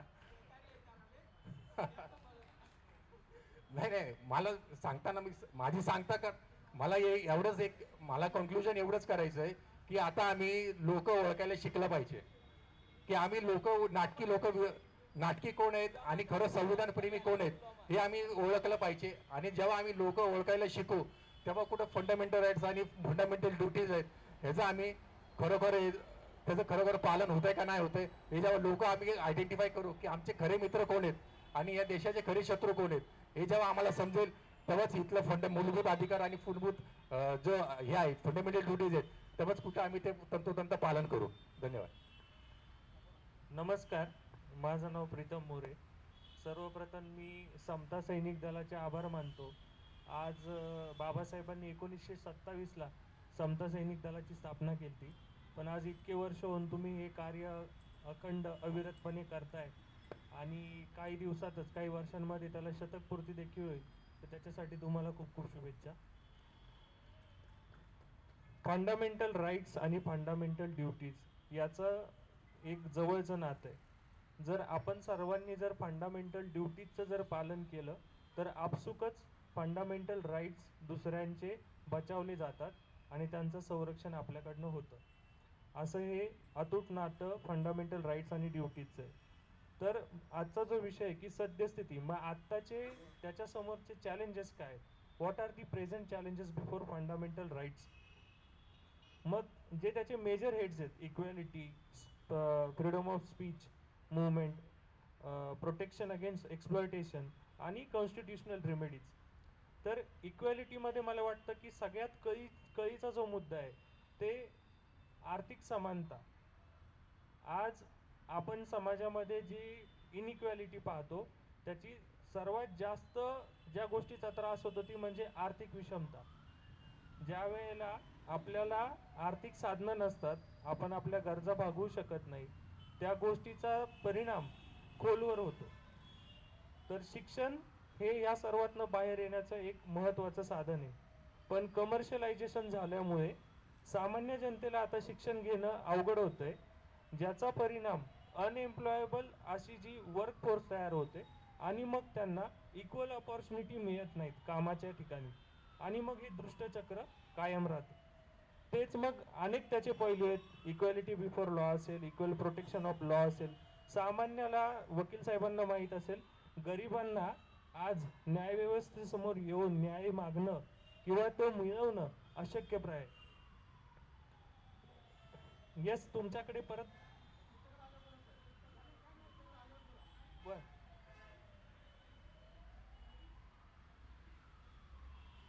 हो.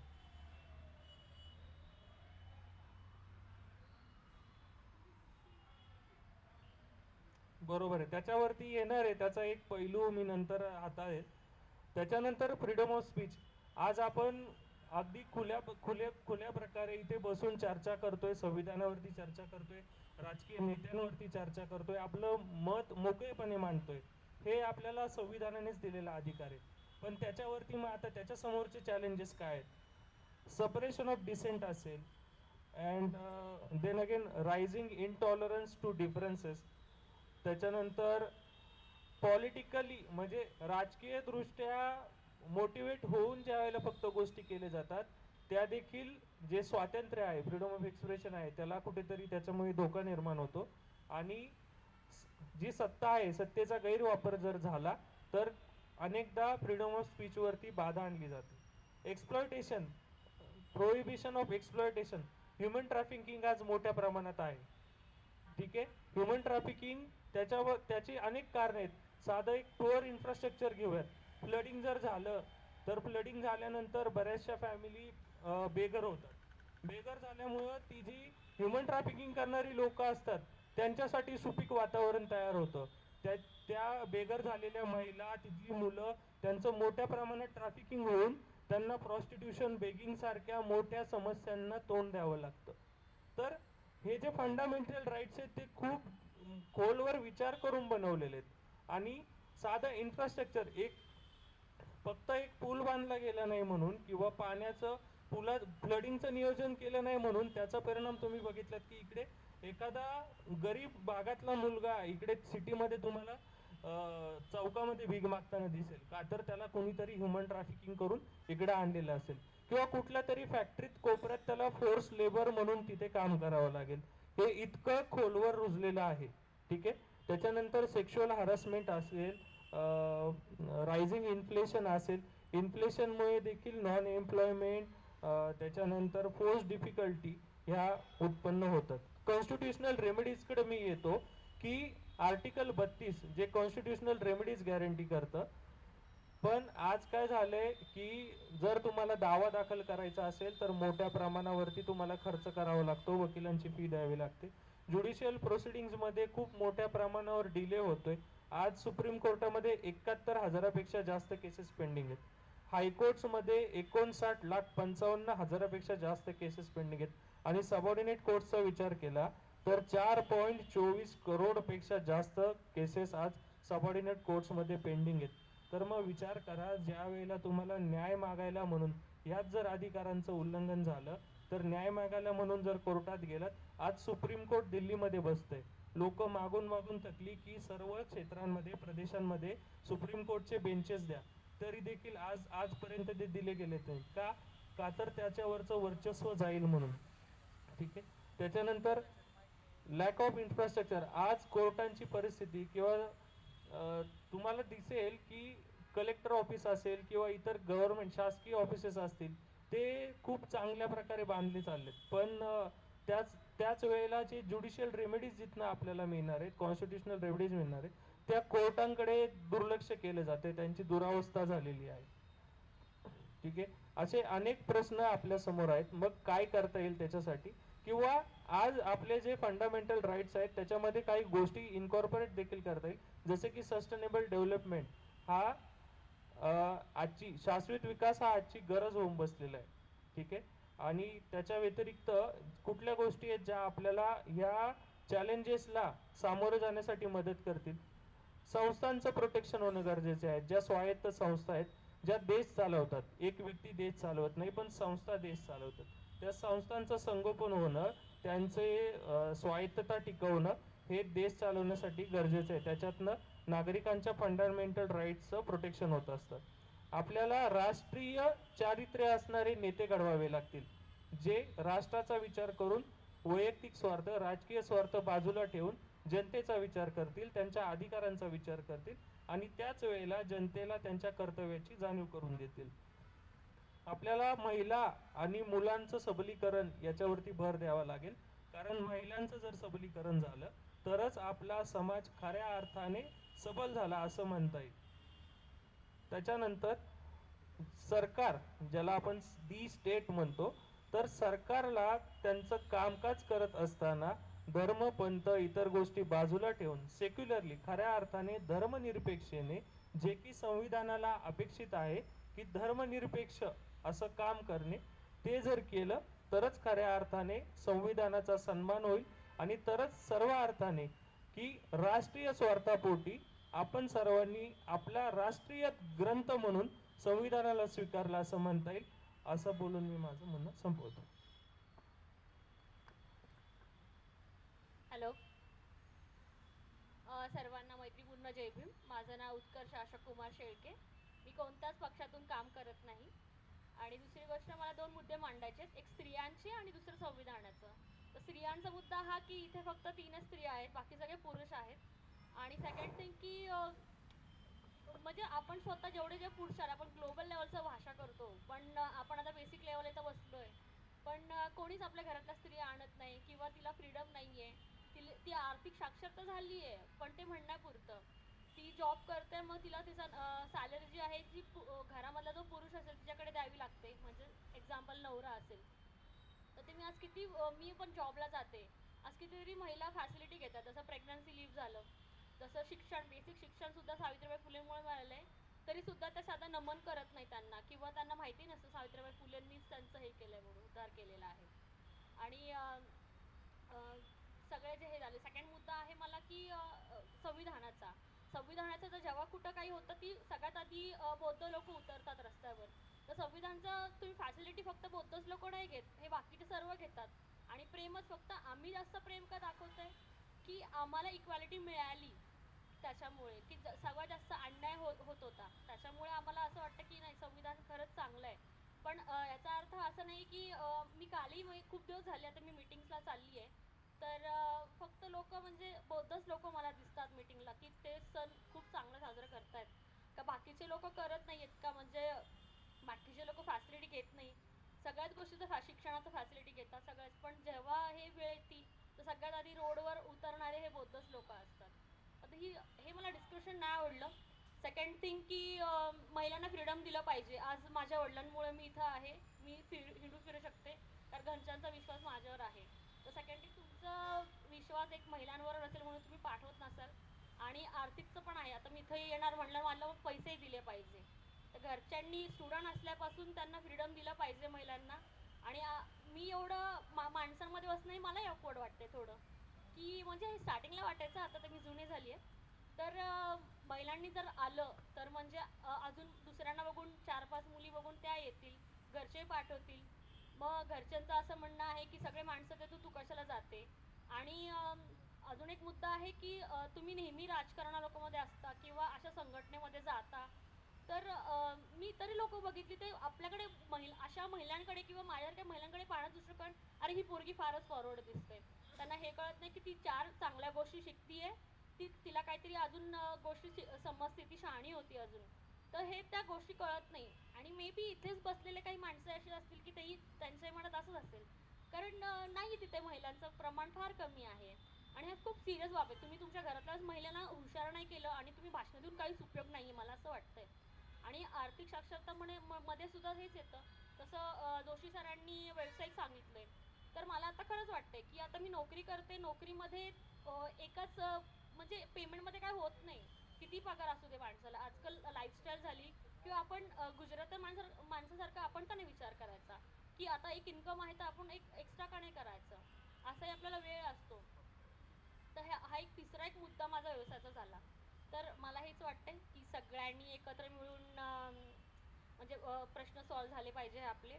आणि जे संविधानाचं म्हणतीये किंवा सावित्रीबाई फुल्यांचं मी म्हणतीये की फार निवडक लोक येतात, त्याच्यामुळं मला हे फार हे वाटतं, अपवाद वाटतं की बाबा असं काय आहे की सगळ्यांना प्रेम असलं पाहिजे, की तो आपल्या देशाचा म्हणजे राष्ट्रीय ग्रंथ आहे तो, आणि त्याला मान्यता मिळालेली आहे. असं सगळ्यांचे वोटिंग करून मान्यता मिळाली, की असंच नाही की फक्त बौद्धांनी ते हे केले किंवा आंबेडकरांनी केले वगैरे नाही. आंबेडकर हे सगळ्यांचेच आहेत.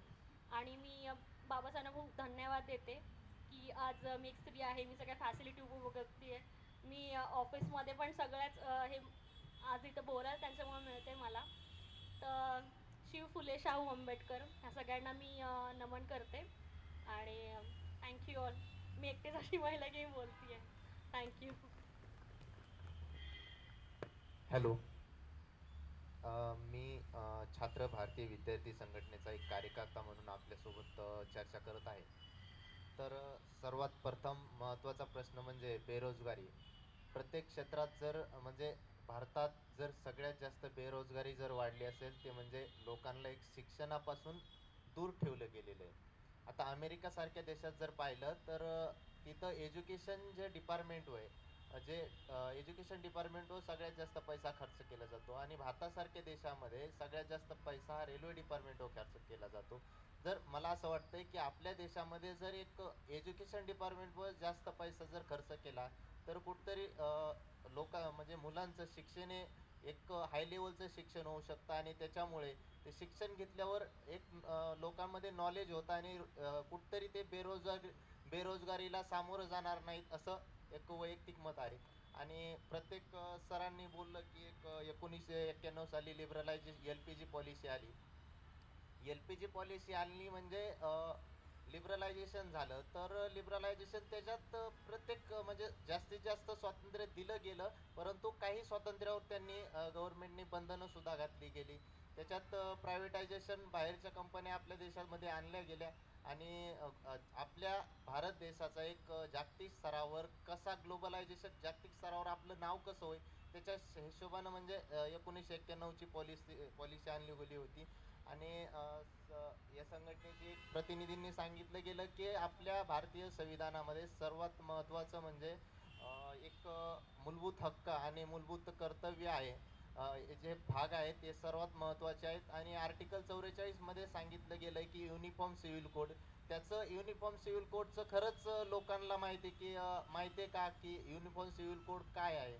तरी आपल्या भारतीय देशामध्ये युनिफॉर्म सिव्हिल कोड नसून तो सेमी युनिफॉर्म सिव्हिल कोड आहे.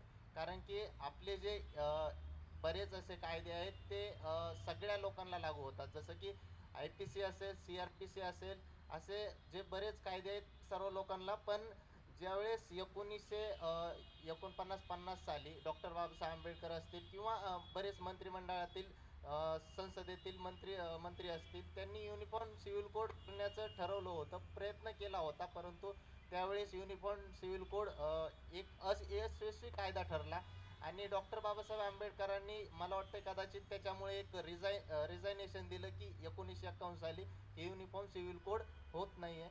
आणि त्याच्यानंतर ते युनिफॉर्म सिव्हिल कोडचे असे 4-5 कायद्यात स्थलांतर झालं होतं. जसं की सक्सेशन ॲक्ट झाला होता 1954 साली, गार्डनशिप ॲक्ट झाला होता, ॲडॉप्शन ॲक्ट झाला होता, हिंदू मॅरेज ॲक्ट झाला होता. मग आता सध्याच्या स्थितीमध्ये जर पाहिलं तर एक प्रकारचं युनिफॉर्म सिव्हिल कोड होणं गरजेचं आहे. कारण की प्रत्येकाला जर आपण वेगवेगळं त्याच्या कायद्यामध्ये तरतुदी दिल्या गेल्या तर ते सगळं एकजुटीने होणं शक्य नाही. त्याच्यामुळे युनिफॉर्म सिव्हिल कोड सध्याच्या स्थितीमध्ये गरजेचं आहे. ते एक महत्त्वाचा प्रश्न आहे.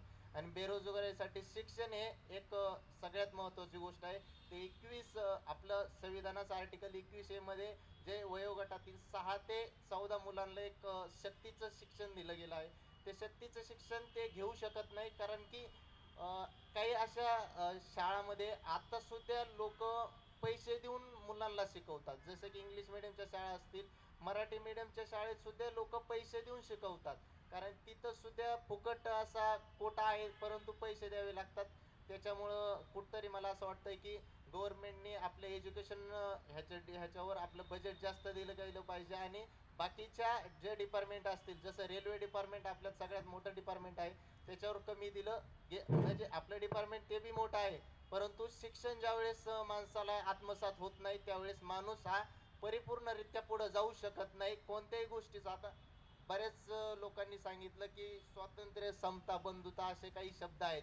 आता स्वातंत्र्य, समता, बंधुता हे प्रत्येक साहजिक मुलांना असं बघतात स्वातंत्र्य कळतं पण कोणत्या गोष्टीचं आपल्याला स्वातंत्र्य आहे आणि कोणत्या गोष्टीचं स्वातंत्र्य नाही हे सुद्धा त्याला कळायला गेलं पाहिजे.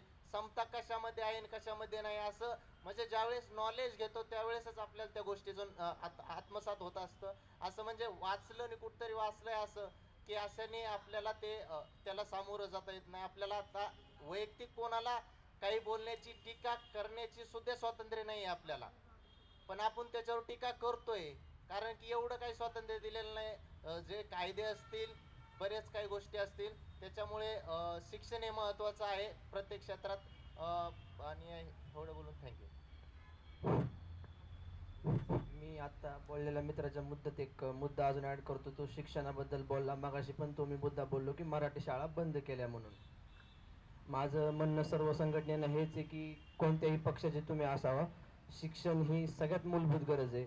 आणि सरकारने जो निर्णय घेतलाय, कुठलं बी सरकार असून दे, BJP असून दे, काँग्रेस असून दे, शिक्षणाच्या विरुद्ध जो निर्णय असेल तो आम्हाला विद्यार्थ्यांना मान्यच नाही आणि आम्ही त्यासाठी कोणत्याही थरापर्यंत लढू, पण संविधानिक मार्गे लढू, एवढं मी बोलतो. आता सुरुवात करतो थोडीशी. बरंच तुमचं भाजप, राष्ट्रवादी, इकडं ABVP, BJP, इकडं न्यायपालिका, खोटारडा, ह्यांना बाजूला सारून निरीक्षकांनी जे काही मुद्दे ठरवून दिलेले आहेत, शेतकरी, बेरोजगार आणि सध्याचं शैक्षणिक परिस्थिती, तर सुरुवातीला तर शेतकऱ्यांकडे येतो. कारण की संपूर्ण भारतभरात जर कोणाची जर परिस्थिती हालाकीची आणि रसातळाला गेली असेल तर फक्त शेतकऱ्याची.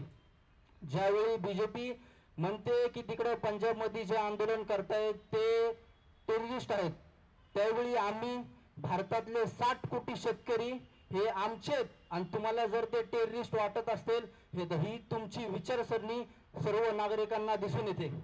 शेतकऱ्यांची तुम्ही सरळ सरळ गाडीखाली हत्या करता आणि त्या मिश्रांच्या मुलाला कुठे आणि काय करतोय काही माहिती नाहीये, मीडियामध्ये काही सांगितलं जात नाहीये. भारताचं जरी आपण थोडं बाजूला सारून महाराष्ट्रात एकनाथ शिंदेजी यांचं जे सरकार आले तेव्हापासून ते आतापर्यंत शेतकऱ्यांचे जवळपास 10,000 आत्महत्या झालेल्या आहेत. फक्त एकनाथ शिंदे आतापर्यंत 10,000च्या वर आत्महत्या झालेल्या आहेत. तुम्ही बघू शकता. तुम्ही न्यायपालिकेवर बोलता वकील साहेब, तुम्ही ज्यावेळी न्यायपालिकामध्ये जे पुरावे सादर केले जातात, दिल्लीमध्ये जे काही आपल्या मंत्र्यांचं मशदची जी काही व्हिडिओ होती ती न्यायपालिकेकडे सादर केल्यानंतर ती BJPच्या ट्विटर हँडलवर कशी दिसते. तुम्ही न्यायपालिकेवर मानता की न्यायपालिकेवर प्रत्येकाचा विश्वास असला पाहिजे, तर न्यायपालिकेकडे जे काही पुरावे सादर होतात ते BJPच्या एखाद्या मंत्र्याच्या मोबाईलमध्ये कसे येतात. ज्यावेळी हे म्हणतात की राणा आयुब यांच्या ऑफिसवर धाडी पडल्या जातात, तर नक्कीच पडणार. संजय राऊत ज्यावेळी मांडीला लावून बसत होते, आता ते बाजूला आहेत, तर त्यावेळी माझा पूर्णपणे विश्वास आहे तर ज्यावेळी त्यांचे न्यायपालिकेचे जे काही पुरावे आहेत ते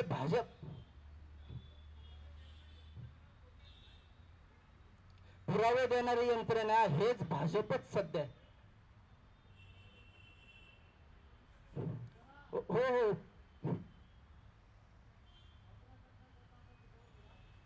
आपल्याकडे ना प्रत्येक जण काही ना काहीतरी मुद्दा न धरता फक्त धर्मद्वेष हाच मुद्दा धरतोय. तुम्ही ह्याच्यामध्ये अग्रेसर आहेत, BJP ह्याच्यामध्ये अग्रेसर आहे. संपूर्ण जनतेला दिसतंय, संपूर्ण भारत दिसतंय. आता कोणत्याही तरुणाला जर विचारलं की हिंदुत्ववादी संघटना कोण आहे, नक्कीच तो BJP घेईल, नक्कीच BJP घेईल. पण हिंदुत्व हे त्यांचं सरासर चुकीचं आहे.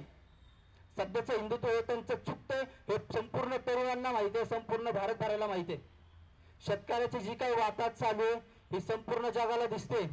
युवकांची जी काही वाताहत चालू आहे जी संपूर्ण जगाला दिसते. बेरोजगारी एवढ्या प्रमाणात वाढलेली आहे, महागाई एवढ्या प्रमाणात वाढलेली आहे. हे कोणामुळे होते? केंद्रात काँग्रेस नाहीये, सध्या BJPच आहे.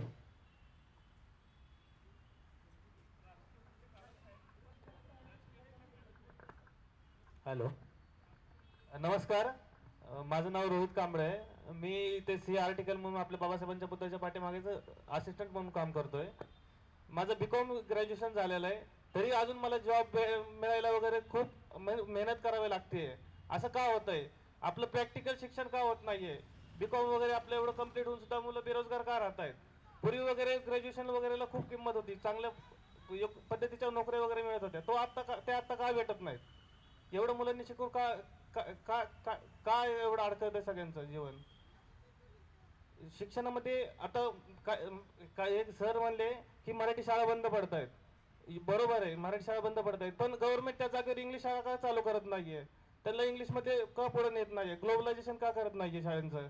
दिल्लीमध्ये आता आपचं सरकार आहे, त्यांनी चांगल्या पद्धतीने ग्लोबलायझेशन करायचं, चांगल्या शाळा मिळत आहेत त्यांना. तर आपल्या महाराष्ट्रात किंवा विविध देशाच्या दुसऱ्या कोपऱ्यात का तसं होत नाहीये? मराठी शाळेला डेव्हलप करा, आपलं चांगलं मराठी शाळांना चांगले शिक्षक द्या, त्यांना विदेशात शिकवायला पाठवा, शिकून त्यांना चांगलं नॉलेज आपल्या विद्यार्थ्यांना द्यायला हवं ना. आता जातीवादाचा मुद्दा, की जातीवाद आता प्रत्येक जवळजवळ क्षेत्रात केला जातोय. आणि दुसरा मुद्दा म्हणजे सरांचा, की न्याय व्यवस्था, की न्याय जे उच्च न्यायालयाचे न्यायाधीश असतात ते त्यांचा कार्यकाळ संपल्यानंतर राज्यसभेवर खासदार कसे काय दिसतात, आमदार कसे दिसतात, हा कळीचा मुद्दा आहे. राज्यसभेवर का घेतले जातात, असं का होत आहे? हॅलो, मी माझं बोलणं आणि शेतकऱ्यांचा मुद्दा, शेतकऱ्यांच्या बाबत शेतकऱ्यांना एकत्र का केलं जात नाहीये? शेतकऱ्यांचं म्हणजे एखादी संघटना वगैरे बनतात, पण गव्हर्नमेंट तर्फे त्यांना एकत्र येऊन एखादी जागेवर त्यांचे माल विकण्यासाठी त्यांना जागा का दिली जात नाहीये? त्यांना मालाचा भाव चांगला मिळेल ना. काही दिवसाखाली मी एक न्यूज वाचली, एक शेतकरी होते, त्यांच्या टमाट्याला 2 रुपये किलोने भाव भेटला. मग आता त्यांच्या मुलांनी करायचं काय? मग आत्महत्या नाही तर काय करणार ते? हॅलो, नमस्कार सगळ्याला, जय भीम. समता सैनिक दलाच्या वतीने या ठिकाणी फंडामेंटल राईट आणि fundamental directive principle of state policies आणि DSP नाही, okay okay okay okay it's okay sir. Fundamental राईट्सबद्दल बऱ्याचशा वक्तव्य आत्ता बोललो, मी ऐकत होतो. मी कायद्याचा अभ्यासक म्हणून एक 2-3 गोष्टी क्लिअरिफाय करतो आणि आपल्या सगळ्यांच्या चर्चेत सहभागी होतो. खरं म्हणजे फंडामेंटल राईट्सबद्दल सरांनी फंडामेंटल राईट्स आर्टिकल 12 ते 35 पर्यंत सगळे वाचून दाखवलेले आहेत. त्याच्याबद्दल मी आतमध्ये न जाता जे काही महत्त्वाचे फंडामेंटल राईट्स आहेत त्याबद्दल चर्चा होणं फार गरजेचं होतं. तर आर्टिकल 14 बद्दल मी बघत होतो की विस्तृतपणे कोण चर्चा करत आहे इकडे, पण तसं काही दिसत नाही. पण आता आपल्याला बघत रिसेंटली काय जजमेंट आलेले आहेत कोर्टाचे, काय घडामोडी घडलेल्या आहेत आर्टिकल 14 बद्दल. तर आता प्रत्येक आपण बघितलं असेल की म्हणजे इकॉनॉमिकल बॅकवर्ड जे आहेत त्यांना पण आता आरक्षण दिलेलं आहे. याच्याबद्दल पण चर्चा झाली पाहिजे होती. जी झाली नाही तीच बोलतो, जी झाली नाही आहे ती नाही बोलत मी. तर याच्यामध्ये ही कॉन्स्टिट्युशनल आहे का अनकॉन्स्टिट्युशनल आहे अमेंडमेंट, याच्यावरती पण चर्चा झाली पाहिजे होती खरं. तर ही जी काय आहे, तर आपल्याला आपल्या याच्या अगोदर एक काय केस लॉचा आपण अभ्यास केला पाहिजे होता. याच्यामध्ये जे काय बाबासाहेबांनी सांगितलं की फंडामेंटल राईट्स बद्दल बाबासाहेब आपल्याला असं म्हणतात की हे कंपेन्सेटरी बेनिफिट आहे. ज्या लोकांना रिझर्वेशन इथे भेटलेलं आहे त्याला हे कंपेन्सेटरी बेनिफिट आहे. जी काय हजारो वर्ष ज्यांना कुठलेच अधिकार भेटलेले नाहीत म्हणून त्यांना हे कंपेन्सेटरी बेनिफिट भेटलेलं आहे. म्हणून हे आरक्षण वगैरे या गोष्टी आलेल्या आहेत. आता सरांनी काही निष्कर्ष वगैरे दिलेत, मी चर्चेत थोडंसं उशीर आलो. ज्या काय निष्कर्ष होते की शेतकऱ्याचा असेल किंवा कामगारांचे प्रश्न असतील, जे काही वैयक्तिक काय अनुभव सांगितले लोकांनी, काय महिलांचे प्रश्न असतील, तर याच्यामध्ये हे जे काही प्रश्न आहे हे सोडवायचे अधिकार कोणाला आहेत? तर सोडवायचे अधिकार आर्टिकल 35 to 51 पर्यंत हे स्टेटला आहे. खरं DSPची इथे चर्चा नाही, पण ती झाली पाहिजे होती. पण याच्यामध्ये हे सरकारला अधिकार आहेत की काय केलं पाहिजे आणि काय केलं नाही पाहिजे हे कॉन्स्टिट्यूशन सांगून दिले. म्हणून सरकारची जबाबदारी आहे की काय आम्हाला कुठल्या गोष्टीवरती काम केलं पाहिजे आणि कुठल्या गोष्टीने आपला देश पुढे घेऊन गेला पाहिजे, ही संविधानकर्त्याची प्राथमिकता होती. त्याच्यावरती काम झालं पाहिजे होते. पण याच्यामध्ये आपल्या देशातले राजकारणी अयशस्वी दिसत आहेत. तर त्याच्यावरती फार चर्चा झाली पाहिजे होती खरी. तर त्याच्यामध्ये आर्टिकल 32 बद्दल बाबासाहेब सांगतात आपल्याला, article 32 is the most important आणि ते हार्ट ऑफ द कॉन्स्टिट्यूशन. म्हणजे कॉन्स्टिट्यूशन मध्ये जर बाबासाहेबाला एका पत्रकाराने प्रश्न विचारला, बाबासाहेब तुम्हाला या कॉन्स्टिट्यूशन मधला कुठला आर्टिकल हे फार महत्वाचं वाटतं किंवा तुम्हाला आवडीचं कुठलं आहे, त्या बाबासाहेब त्यांना सांगितले की सगळ्यात महत्वाचं आणि मला आवडीचं जर असेल तर आर्टिकल 35 आहे, सॉरी 32. तर का, तर त्याचं कारण असं आहे की इथला जो कोणी प्रत्येक विद्यार्थी असेल, प्रत्येक संघटनेचा कार्यकर्ता असेल, या प्रत्येकाला तुम्हाला ज्युडिशरीला तुमच्या अधिकाराबद्दल, तुमच्या न्यायाबद्दल तुम्ही विचारू शकता. आणि एखादा सामान्य माणूस सुद्धा तुम्ही एखादी पिटिशन फाईल करू शकता डायरेक्ट सुप्रीम कोर्टात. आणि ती सुप्रीम कोर्टात तुम्हाला फाईल, एखाद्या सामान्य माणसाला सुद्धा सुप्रीम कोर्टापर्यंत जायचे दरवाजे बाबासाहेबांनी उघडून दिलेले. ही फार मोठी देण आहे आपल्या सगळ्या लोकशाहीमध्ये आपल्या लोकांची. ओके ओके ओके, कमी वेळ दिला, भरपूर. ठीक आहे, मी जास्त काही बोलत नाही. बरेचसे या बेसिक गोष्टीवरती चर्चा व्हायला पाहिजे होती. मी या चर्चेसाठी बरेचसे कामं सोडून या ठिकाणी आलो होतो. Thank you for listen my words. I am participate this constitutional debate. So thank you. महोदय, जैसे रिजर्वेशन की बात हुई, महोदय ने ईडब्ल्यूएस इकोनॉमिकली वीकर सेक्शन की बात की, तो जहाँ तक मुझे याद है 1992 का केस था Indira Sahni versus union of India का, जिसमें साफ साफ कहा गया था कि रिजर्वेशन का 50% कैप को हम एक्सटेंड नहीं कर सकते हैं, परंतु अभी सुप्रीम कोर्ट ने उसको अपहेल्ड किया है. तो इसी प्रकार से हम कह सकते हैं जो ईडब्ल्यूसी यानी इकोनॉमिक वीकर सेक्शन का जो पार्ट बोला गया है वो बहुत ही बढ़िया है, परंतु हमारा ये मानना है कि रिजर्वेशन होना चाहिए, बिल्कुल होना चाहिए, परंतु स्क्रूटिनी होनी चाहिए. यही बात जहां तक मुझे याद है एक केस में डॉक्टर सुब्रमण्यम स्वामी जी ने भी कहा था, और ये हम वापस दोहराते हैं कि ये काम अभी की सरकार को करना चाहिए. रिजर्वेशन जरूरी नहीं है कि लोग मैनिपुलेट करके भी ईडब्ल्यूएस में जाते हैं और फायदा लेते हैं, परंतु ये नहीं होना चाहिए, इसलिए स्क्रूटनाइजेशन होना चाहिए.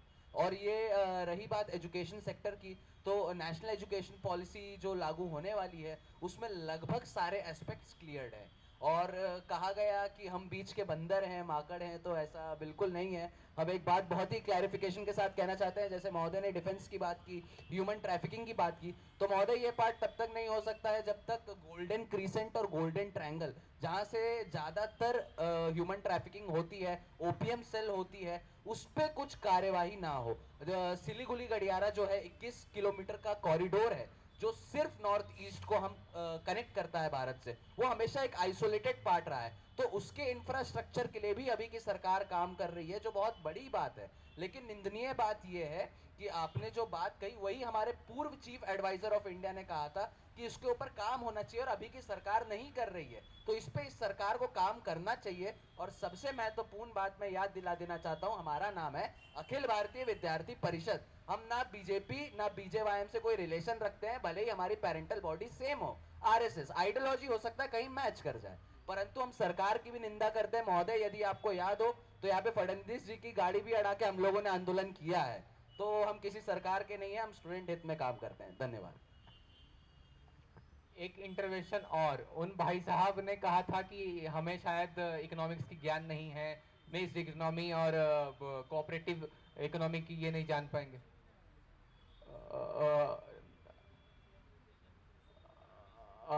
हाँ, तो मैं अब आपको थोड़ा सा एक्सप्लेन कर देता हूँ. सहकारिता, शरद पवार जी ने यहाँ पे साखर कारखाना, दुग्ध कारखाना में खूब चलाया.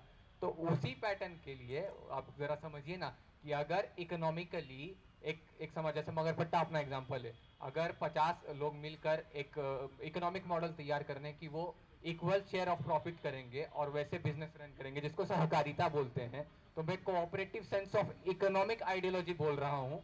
मेरा क्लियर है, अब आपका मुझे नहीं पता. बाकी मिक्स्ड इकोनॉमी में बहुत अच्छे से जानता हूँ कि कुछ चीज़ें सरकारों को चलानी चाहिए, कुछ चीज़ों में प्राइवेट ये होना चाहिए, उस चीज़ का दोहराए नहीं है, लेकिन कोऑपरेटिविज्म बढ़नी चाहिए. धन्यवाद. आता वेळेचं बंधन पाहता मला असं वाटतं की आपण समारोपाकडे यायला पाहिजे. शेवट तुम्ही करा, पण मी माझं म्हणणं मांडतो. ज्याप्रमाणे आता या ठिकाणी चर्चा झाली, मला असं वाटतं की आपण एखाद्या कुटुंबातले व्यक्ती जेव्हा एकमेकांशी भांडतात परंतु जेव्हा एखादं संकट आपल्या समोर येतं तेव्हा कुटुंबातली सर्व व्यक्ती एकत्र येऊन त्या संकटाला सामोरं जातात. आपल्या हाताची बोटं जरी एकसारखी नसली तरी हाताची पाची बोटं एकत्र आल्याशिवाय मुठ्ठी बनत नाही. अगदी त्याचप्रमाणे आपण सर्वांनी आपल्या समोर जे संकट आहेत त्या संकटांना सामोरं जाण्यासाठी आपलं सर्वांनी एकत्र येणं गरजेचं आहे. मला असं वाटतं की सरांनी सांगितलं की आपल्याला चांगले नेते घडवले गेले पाहिजे. ज्यावेळी आपल्यावर कोरोनाचं संकट आलं आणि महाराष्ट्राचे सर्वात सुसंस्कृत मुख्यमंत्री म्हणून उद्धवजी ठाकरे साहेबांकडे पाहिलं जातं, तर उद्धवजी ठाकरे साहेबांनी आम्हाला सांगितलं की सर्व कार्यकर्त्यांनी रस्त्यावरती उतरून काम करा. त्यावेळी आम्ही प्लाझ्मा डोनेशनसाठी सोशल मीडियाच्या माध्यमातून आवाहन केलं होतं आणि त्यावेळी त्या आव्हानाला प्रतिसाद देत हजारो नागरिकांनी प्लाझ्मा डोनेट केला. अनेक रुग्णांना आम्ही प्लाझ्मा डोनेट करू शकलो किंवा अनेक हॉस्पिटलमध्ये जाऊन आम्ही प्रत्यक्षात रुग्णांची बिलं कमी केलेली आहेत. त्याच्याही पुढे जाऊन शाळांचा विषय निघाला तर अनेक शाळांमध्ये कोरोना काळामध्ये आम्ही प्रत्यक्ष निवेदन दिले आणि त्या निवेदनाचा स्वीकार करून काही शाळांनी जवळजवळ 50% पर्यंत फी कमी केलेली आहे. मला असं वाटतं की लोकांना जर का चांगल्या प्रकारचं आवाहन आपण जर का केलं तर निश्चितच लोक त्याला आपली मूलभूत कर्तव्य पार पाडण्यासाठी साथ देतात. ज्यावेळी आम्ही कोरोना काळामध्ये रक्तदान शिबिर घेतलं होतं तर जवळजवळ 900 नागरिकांनी त्या रक्तदान शिबिरामध्ये एका वेळी हजेरी लावली होती.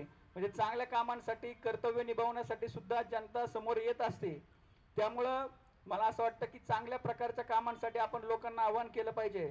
आणि आज आपला देश जरी राज्य घटनेवर चालणारा लोकशाहीचा देश असला तरी आपण आपलं आयुष्य आपल्या धार्मिक परंपरेप्रमाणे जगत असतो आणि ज्यांच्यासाठी म्हणजे आपल्या सर्वांसाठीच राज्यघटना बनवली गेली, परंतु आपल्या सर्वांनाच राज्यघटनेचं सर्व ज्ञान आहे असं काही नाहीये.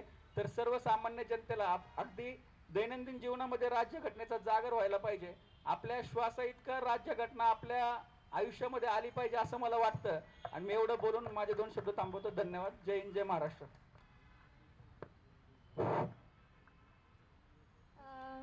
बहुजन समाजाला उद्धारण्यासाठी म्हणजे बहुजन समाजाचा उद्धार करण्यासाठी, बहुजन समाजाला वरती आणण्यासाठी आणि शोषित वर्गाचं काय म्हणू शकतो अपलिफ्टमेंट करण्यासाठी ज्या ज्या महापुरुषांनी योगदान दिलं, आपलं मोलाचं आयुष्य खर्ची घातलं, त्या सर्व महापुरुषांना नमन करते.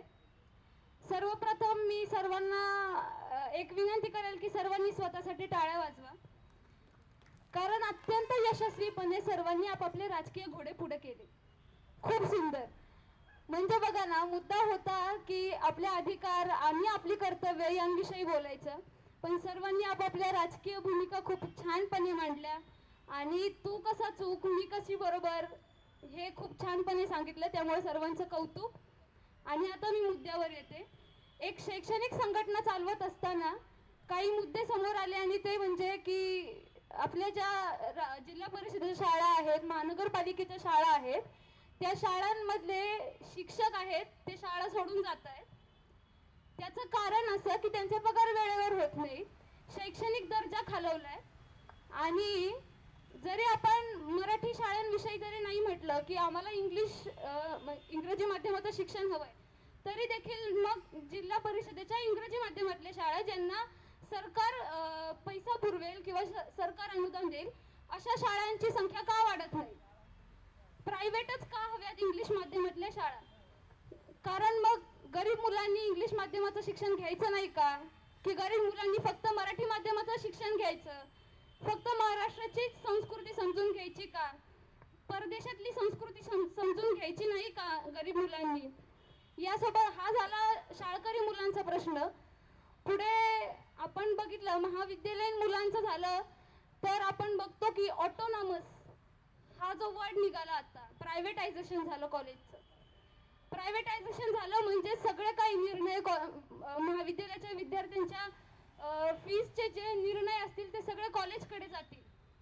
पण जर असं झालं तर अचानकपणे फीज वाढल्या तर गरीब मुलांनी काय करायचं? गरीब मुलांनी इंजिनिअरिंग घ्यायचंच नाही का? आम्ही ITI शिकायचं का? ITIच्या बेसिसवर आम्ही लेबरिंगचंच काम करायचं का? आम्ही कधी साहेब व्हायचंच नाही का? हा मुद्दा पुढे येतो. त्यामुळे आम्हाला असं वाटतं की जे शैक्षणिक जे निर्णय असतील, शाळांचे असतील किंवा कॉलेजचे असतील, हे स्टेटच्या हातात असायला हवेत, तरच योग्य निर्णय घेतले जातील आणि सर्वांचा विचार करून निर्णय घेतले जातील. आणि हीच गोष्ट जास्त महत्त्वाची आहे.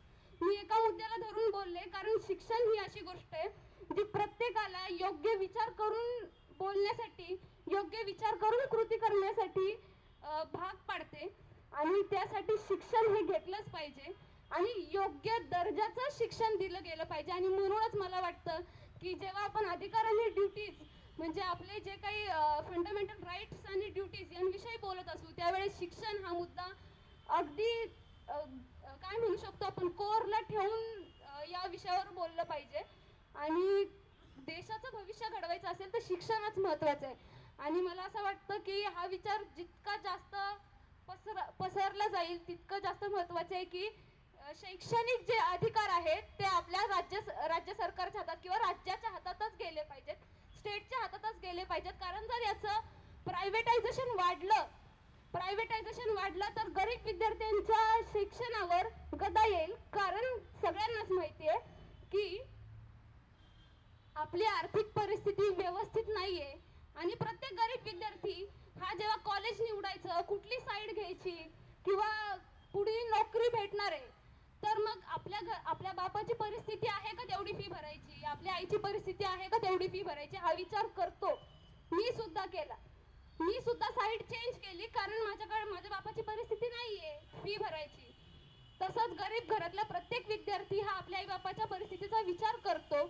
आणि जर प्रायव्हेटायझेशन झालं तर मग या सगळ्याच गोष्टी खूप विचित्र पातळीला जातील आणि मग गरीब मुलांना इंजिनिअरिंग, फार्मसी यांसारख्या मोठमोठ्या पदवी शिक्षणाला प्रवेश भेटणं अवघड होऊन जाईल. त्यामुळं मला असं वाटतं की या मुद्द्यावर सर्वांनी खूप गहनपणे विचार केला पाहिजे. धन्यवाद.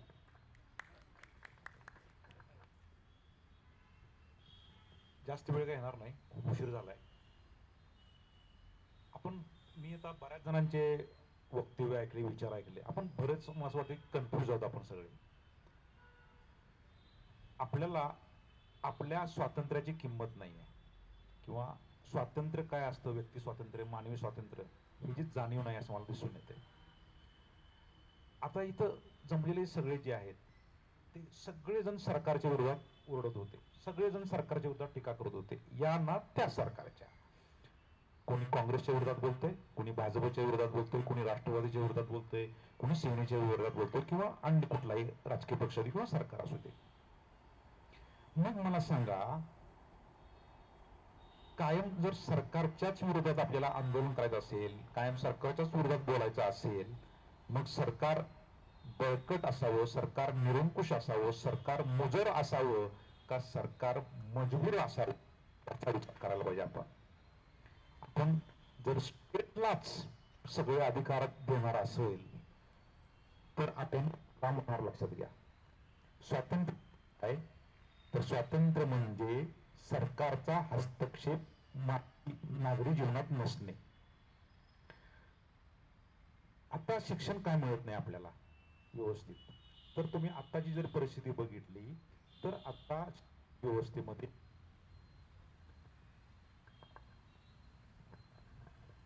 काही ठराविक बगलबच्चे लोकांचीच, म्हणजे राजकीय बगलबच्चे लोकांचीच, म्हणजे सर्वपक्षीय त्यांचीच मक्तेदारी आहे. त्यामुळं एकतर शिक्षण महाग आहे आणि लोकसंख्येच्या प्रमाणामध्ये शाळा, कॉलेजेस, विद्यापीठ आपल्या देशामध्ये नाही आहेत. मग आता याच्यावरती समस्या होती, या सोल्युशन काय?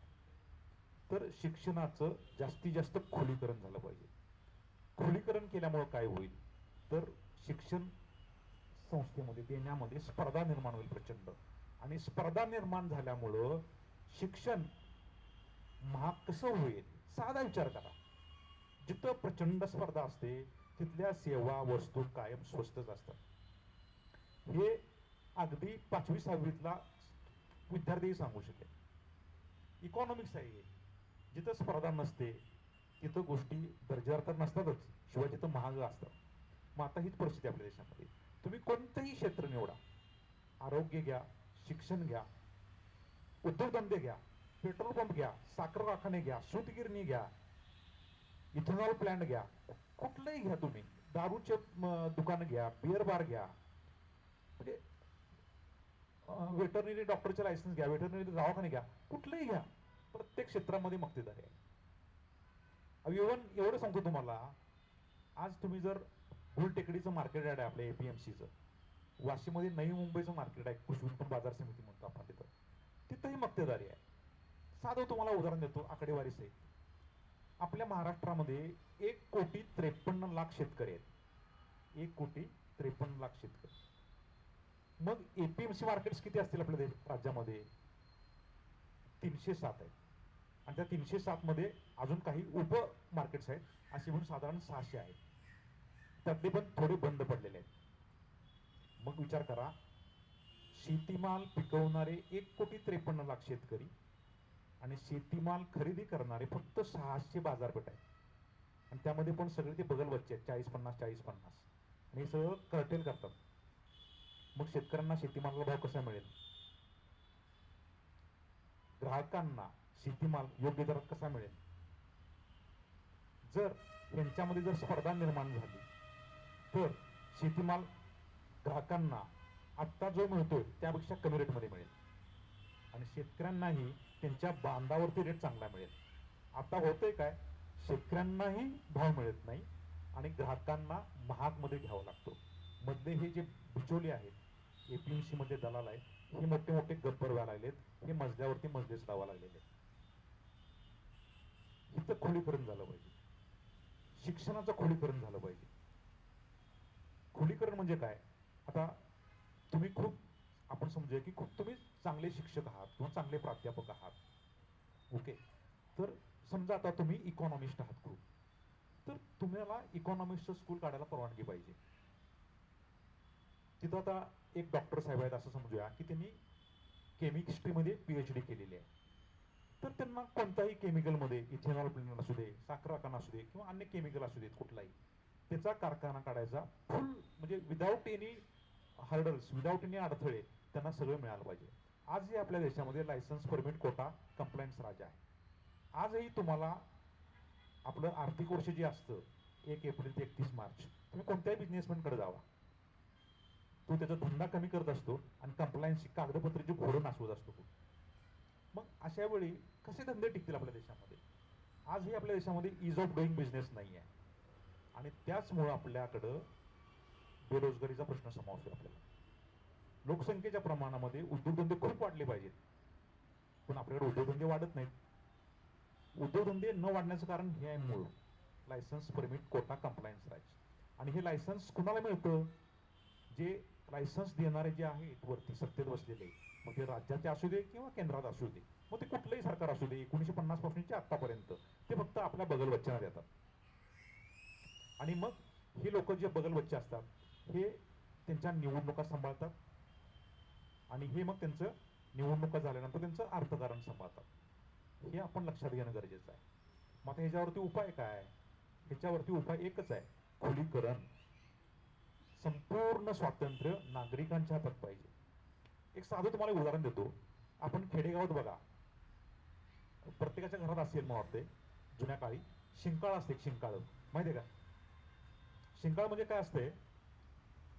दूध किंवा दही किंवा ताक वगैरे जे असतं ते मांजरांना पिऊ नये म्हणून असं एक कॉटनचं किंवा असं दोरीचं एक असे झोपाळा केला असतो आणि त्याच्यामध्ये ते भांडं ठेवतात, म्हणजे मांजरापासून संरक्षण करण्यासाठी, दुधाचं, ताकाचं, लोणीचं वगैरे. तसंच सरकारपासून अर्थव्यवस्थेचं संरक्षण करण्यासाठी, आपल्या स्वातंत्र्याचं रक्षण करण्यासाठी आपल्या लोकांच्या अर्थव्यवस्था सरकारच्या ताब्यातून काढून घेतली पाहिजे आपण. जेवढी तुम्ही सरकारच्या हातात सत्ता देणार तेवढं सरकार आपलं दमनाने शोषण करणार किंवा सरकार फक्त त्यांच्या बगलबच्चे लोकांचंच हित करणार, लक्षात घ्या. त्यामुळं आपण कधी कधी भावनेच्या भरात वाहत जातो आणि सगळं सरकारनं करावं, सगळे सरकारला जास्तीत जास्त अधिकार द्यावेत, सरकार चांगलं करेल. मला सांगा, सगळे लोक डॉक्टर बाबासाहेब आंबेडकर नाहीत, लक्षात घ्या, की आपण सगळं सरकारच्या हातात देऊ. खूप कमी व्यक्ती आहेत या जगामध्ये की, आणि हजारो लाखो वर्षामध्ये एखादी व्यक्ती डॉक्टर बाबासाहेब आंबेडकरांसारखी जन्मू शकते. त्यामुळं शेवटचे 3-4 वाक्य बघतो मी आणि माझं संपवतो. काही लोक म्हणतात की चांगले नेते तयार केले पाहिजेत, चांगले नेते तयार केले तरच आपला देश घडेल, आपल्या लोकांचं भलं होईल, कल्याण होईल. पण चांगल्या लोकांचे डेफिनेशन काय? प्रत्येकाच्या विचारामध्ये चांगल्या लोकांची जी डेफिनेशन आहे ना ती वेगवेगळी असणार आहे. आणि चांगली म्हणजे काय, आता ज्यावेळी आपण 135 कोटी लोकांचा देश आहे आपण, आणि समजा आता लोकसभेची निवडणूक आहे, तर चांगल्या लोकांना निवडून द्यायचं आहे, तर 70-80 कोटी लोक मतदान करतात असं धरून चला. ते 70-80 कोटी लोक एकदम व्यवस्थित विचार करणार आहेत का सगळे एकदम येऊन एकत्र? ते प्रॅक्टिकल पण नाही. त्यामुळं आपल्याला ना कायदे, संविधान आणि व्यवस्थेमध्ये लक्ष घालावं लागेल. म्हणून मी वारंवार म्हणत होतो की आपल्याला मूलभूत अधिकारावरती बघावं लागेल. मूलभूत अधिकारांची आपल्या काय परिस्थिती आता सध्या, त्याची चिकित्सा करावं लागेल. आपण ना अंधपणे विश्वास ठेवतोय बऱ्याच गोष्टीवरती. आपण अजूनही आपल्या संविधानामध्ये जी काही बिघाड झालेली आहे त्याच्यावरती आपण डोळसपणे बघतच नाहीये. मला सांगायला अत्यंत खेद वाटतोय, आपल्याला मूलभूत हक्क काही राहिलेले नाही आहेत. तुम्ही साधा एक आपल्या इथं रस्त्यावरती पानटपरी किंवा रसवंती काढा, तुम्हाला दर दिवशी 200 किंवा 300 रुपयाचा हप्ता चालू होतोय. कुठला लय स्वातंत्र्य? आता आमच्या भागामध्ये 25 किलोमीटर एरियामध्ये तुम्ही दुसरा साखर कारखाना काढू शकत नाही. आमच्या भागामध्ये आम्ही एपीएमसी जी आहे 15 किलोमीटर एरियामध्ये दुसरी एपीएमसी नाही काढू शकत. 25 किलोमीटर एरियामध्ये दुसरा इथेनॉलचा प्लॅन्ट नाही टाकू शकत. कुठं आहे स्वातंत्र्य? मग स्पर्धाच करायची नाही का त्यांना? जे एक्झिस्टिंग जे लोक आहेत प्रस्थापित, त्यांना स्पर्धाच करायची नाही का? बरं, आम्ही सरकारकडून कुठलंही अनुदान पण मागायला जात नाही आहे. आम्हाला अनुदान नको, तुमची मदत नको, तुम्ही आमचं कर्ज पण माफ करू नका. आम्ही काय म्हणतोय, आम्ही शेतकरी आहोत, आमचं तुम्ही कर्जही माफ करू नका, आम्हाला तुम्ही कोणत्याही योजना देऊ नका, आम्हाला मोकळं सोडा, आमच्या हातापायातल्या बेड्या काढा. तर शेतकऱ्यांच्या हातापायात ज्या बेड्या आहेत त्या संविधानात आहेत. संविधानाचं जे अनुसूची 9 आहे, ज्या अनुसूचीला डॉक्टर बाबासाहेब आंबेडकरांनी पहिल्यापासून विरोध केला, त्यामध्ये आज जवळजवळ 250 पेक्षा जास्त कायदे हे शेतकऱ्यांच्या विरोधातले कायदे आहेत, लक्षात घ्या. आणि त्याच्याकडे आपण दुर्लक्ष करतोय. डॉक्टर बाबासाहेब आंबेडकरांनी 19 मार्च 1955 रोजी राज्यसभेतल्या भाषणात सांगितलेलं आहे की ही अनुसूची 9 मध्ये जे तुम्ही काही कायदे टाकायला चालू केलेले आहेत, ही घटनेतील घाणेरडी विसंगती आहे आणि ही विसंगती तुम्ही वाढवू नका. कृपया करून सर्वांनी 2 गोष्टी एक लक्षात ठेवा. 2 सप्टेंबर 1953 लिहून घ्या, वाटल्यास कोणाला लिहून घ्यायचं असेल तर. 2 सप्टेंबर 1953 आणि 19 मार्च 1955 या 2 दिवशीचं डॉक्टर बाबासाहेब आंबेडकरांनी राज्यसभेमध्ये केलेलं जे भाषण आहे ना, हे जे चिंतन मनन वाचन करून घ्या व्यवस्थित. तुम्हाला व्यवस्था परिवर्तनाला पर्याय नाही, हे तुम्ही त्या निर्णयाला येणार. आता माझ्या समोर जे बसलेले आहेत त्यांनी अनुच्छेद 32 बद्दल बोललो. मीटिंग आमची सुरू व्हायच्या अगोदर आम्ही चर्चा पण केली होती, आता ते बहुतेक निघून गेले. अनुच्छेद 32 संविधानाचा प्राण आहे, जीव आहे, आत्मा आहे, heart and soul of the constitution of India, article 32. पण आर्टिकल 31B आणि शेड्यूल 9 हे बरोबर 32च्या विरोधात आहे. आर्टिकल 31B काय सांगतंय की मूलभूत हक्कांचं हनन जरी झालं सर्वच्या सर्व, तरी तुम्हाला कोणत्याही न्यायालयात न्याय मागण्याचा अधिकार असणार नाही आणि सरकारला मूलभूत हक्कांचं हनन करणारे कायदे करता येतील आणि असे कायदे पूर्वलक्षी प्रभावाने करता येईल. मासे जवळजवळ 1951 पासून ते आज 1995 पर्यंत 285 कायदे त्यामध्ये आलेले आहेत. सांगितलं काय, फक्त 13च कायद्यासाठी बनवलेलं आहे म्हणून. 13 नंतर 20 झाले, 20 नंतर 60 झाले, 60 नंतर 150 झाले, 150 नंतर 190 झाले, 190 नंतर 250 झाले, 250 नंतर 285 झाले. आपलं इकडे लक्षच नाही आहे. संविधानात जे काही सत्ताधारी जे लोक होते त्यावेळी त्यांनी जसे बिघाड केले त्याच्यावरती आपलं लक्षच नाही आहे. तर माझी सर्वांना नम्र विनंती आहे की सगळ्यांनी डोळसपणे चिकित्सा करा. संविधानामध्ये दुरुस्त्या झाल्या त्या बिघाड झाले. संविधानामध्ये जर दुरुस्त्या झाल्या असत्या तर आज इतक्या समस्या का राहिल्या असत्या? साधा प्रश्न आहे तुम्हाला. जर आपण म्हणतो की 100 दुरुस्त्या केल्या आम्ही, मग एवढ्या समस्या का राहिल्या? मग ह्या दुरुस्त्या केल्या का बिघाड केल्या तुम्ही, असा आपल्याला प्रश्न विचारला पाहिजे. आणि सगळ्यांची चर्चा ऐकून मला जर असं नम्रपणे प्रामाणिक पण बोलतो तुमच्याशी, मला कोणाचं म्हणजे कौतुक करायचं नाही आहे किंवा उगाच गोड बोलायचं म्हणून तुम्हाला काय म्हणतो आपण हरभऱ्याच्या झाडावर चढवायचं नाही आहे. मग जरा मी निराश झालो. कारण का प्रत्येकजण इथं कोणत्या ना कोणत्या संघटनेचे जोडे घेऊन झाला आणि स्वतःच्या हक्काबद्दल न बोलता संघटनेबद्दलच बोलायला लागला, राजकारणाबद्दलच बोलायला लागला. आणि जो गरीब वंचित आहे तो मात्र असं म्हणजे जो आशेनं बघतो तुमच्याकडं तो म्हणजे काय म्हणतो तो निराश होतो. शेतकऱ्यांच्या आज आत्महत्या होतात, जवळजवळ 43 आत्महत्या होत्या दिवसाला. आणि ह्या 2014 पासून होत नाही आहेत, ह्या अगदी सुरुवातीपासून होतात, इंग्रज काळापासून होत आहेत. तेव्हा ती समस्या सुटलेलीच नाही अजून. तुम्ही कुठलेही तुम्ही रिसर्च पेपर काढा, इंग्रज काळापासून ते होत आहेत. काँग्रेसच्या पण होतच होत्या. काँग्रेसनं तो समस्या अजून बिकट केली शेतकरी विरोधी कायदे करून. आज तुम्हाला मी सांगतो शेतकऱ्यांना किती जमीन बागायचा ह्याच्यावरती पण लिमिट आहे. काही लोक म्हणतात की जमिनीचं राष्ट्रीयकरण करा. राष्ट्रीयकरण करा म्हणजे काय? सरकारीकरण करा. सरकारीकरण केलं तर समस्या सुटणार आहे का? उलट सरकार अजून बळकट होणार, सरकार अजून राक्षस होणार, तुम्हाला सरकार नागवं करेल तुम्हाला. म्हणून सरकारच्या हातात कमीत कमी अधिकार पाहिजेत. सरकार लिमिटेड असायला पाहिजे आणि जास्तीत जास्त अधिकार नागरिकांच्याकडे असले पाहिजे. जेवढे नागरिकांना स्वातंत्र्य जास्त तेवढा नागरिक त्याच्या कुवतीनुसार, त्याच्या अक्कल हुशारीनुसार, त्याच्या क्षमतेनुसार त्याचा तो विकास करू शकतो. तुम्ही जर तुमच्या विकासासाठी, तुमच्या कल्याणासाठी सरकारवरती अवलंबून राहणार असाल तर आपला कार्यभाग निश्चितच बुडणार. लक्षात घ्या मित्रांनो, आपला विकास, माझा विकास, तुमचा विकास या फक्त तुम्हीच करू शकता. तुम्हीच स्वावलंबी होऊ शकता आणि हे तुमच्या कुवतीवरती, क्षमतेवरती, तुमच्या अक्कल हुशारीवरती, तुमच्या आयडियाजवरती अवलंबून आहे.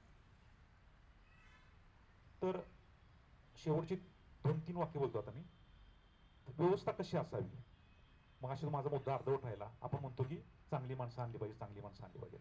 तर चांगली माणसं आपण कधीच आणू शकणार. तर व्यवस्था कशी पाहिजे? सत्तेमध्ये कितीही नीच, कितीही नालायक, कितीही पिशाच्य वृत्तीचा किंवा कितीही मोठा गुंड आला तरी त्याला नागरिकांचं दमन शोषण करता आलं नाही पाहिजे. त्याला नागरिकांची कायम सेवाच करावी लागली पाहिजे. अशी आपली व्यवस्था आपल्याला बनवावी लागेल मित्रांनो. तरच आपल्या नागरिकांना स्वातंत्र्य उपभोगता येईल. आता हे स्वातंत्र्य कसं उपभोगता येईल आणि कुणाच्या तुलनेवर न उपभोगता येईल?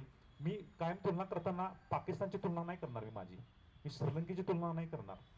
मी तुलना कशी करणार? माझ्यापेक्षा समजा एखादा हुशार मुलगा आहे, त्याला 90% मार्क पडले, तर मी त्याच्याबरोबर माझी तुलना करणार की मला बाबा आता 70% पडलेत, मी हळूहळू 75%, 80%, 85%, 90%पर्यंत कसं जाईल. तर मी माझ्या व्यवस्थेची तुलना करताना मी कोणाबरोबर तुलना करणार? मी आज विकसनशील देश आहे तर मी करताना जपानशी तुलना करणार, मी जर्मनीशी तुलना करणार, मी इंग्लंडशी तुलना करणार, मी अमेरिकेशी तुलना करणार. मग आता ह्यांच्याबरोबर तुलना केली जर आपण तर हे सगळे देश जे आहेत ना हे आर्थिक स्वातंत्र्याच्या निर्देशांकामध्ये टॉप 20 मध्ये आहेत. आपण 131व्या स्थानावरती आहे. मग त्यांनी जे काय केलं मी तुम्हाला सांगितलं ना, हे सगळं तिथं जे गव्हर्नमेंट आहे ना तिथलं सगळं लिमिटेड गव्हर्नमेंट आहे. लक्षात घ्या, त्या देशामध्ये सगळं लिमिटेड गव्हर्नमेंट आहे, म्हणजे मर्यादित गव्हर्नमेंट आहे आणि तिथल्या नागरिकांना अमर्यादित स्वातंत्र्य आहे. तर आपण हे लक्षात घेतलं पाहिजे, स्वातंत्र्य हे नागरिकांना पाहिजे, सरकार लिमिटेड पाहिजे, सरकार मजबूर पाहिजे नागरिकांच्या समोर. आणि व्यवस्था आपल्याला कशी पाहिजे? तर जे सरकार आहे किंवा सरकार नोकर आहे हे आपले तिने सेवा केली पाहिजे असं आपलं असतं पाहिजे. आणि किती पण तो गुंड असू दे, नीच असू दे, पिशाच चौतीचा असला असला तरी त्याला आपले हक्क कधीच, मूलभूत हक्क कधीच संकोच किंवा त्याचं हनन करता आलं नाही पाहिजे. आपल्याला अशी व्यवस्था बनवावी लागेल मित्रांनो. याचा आपण जरूर विचार करा.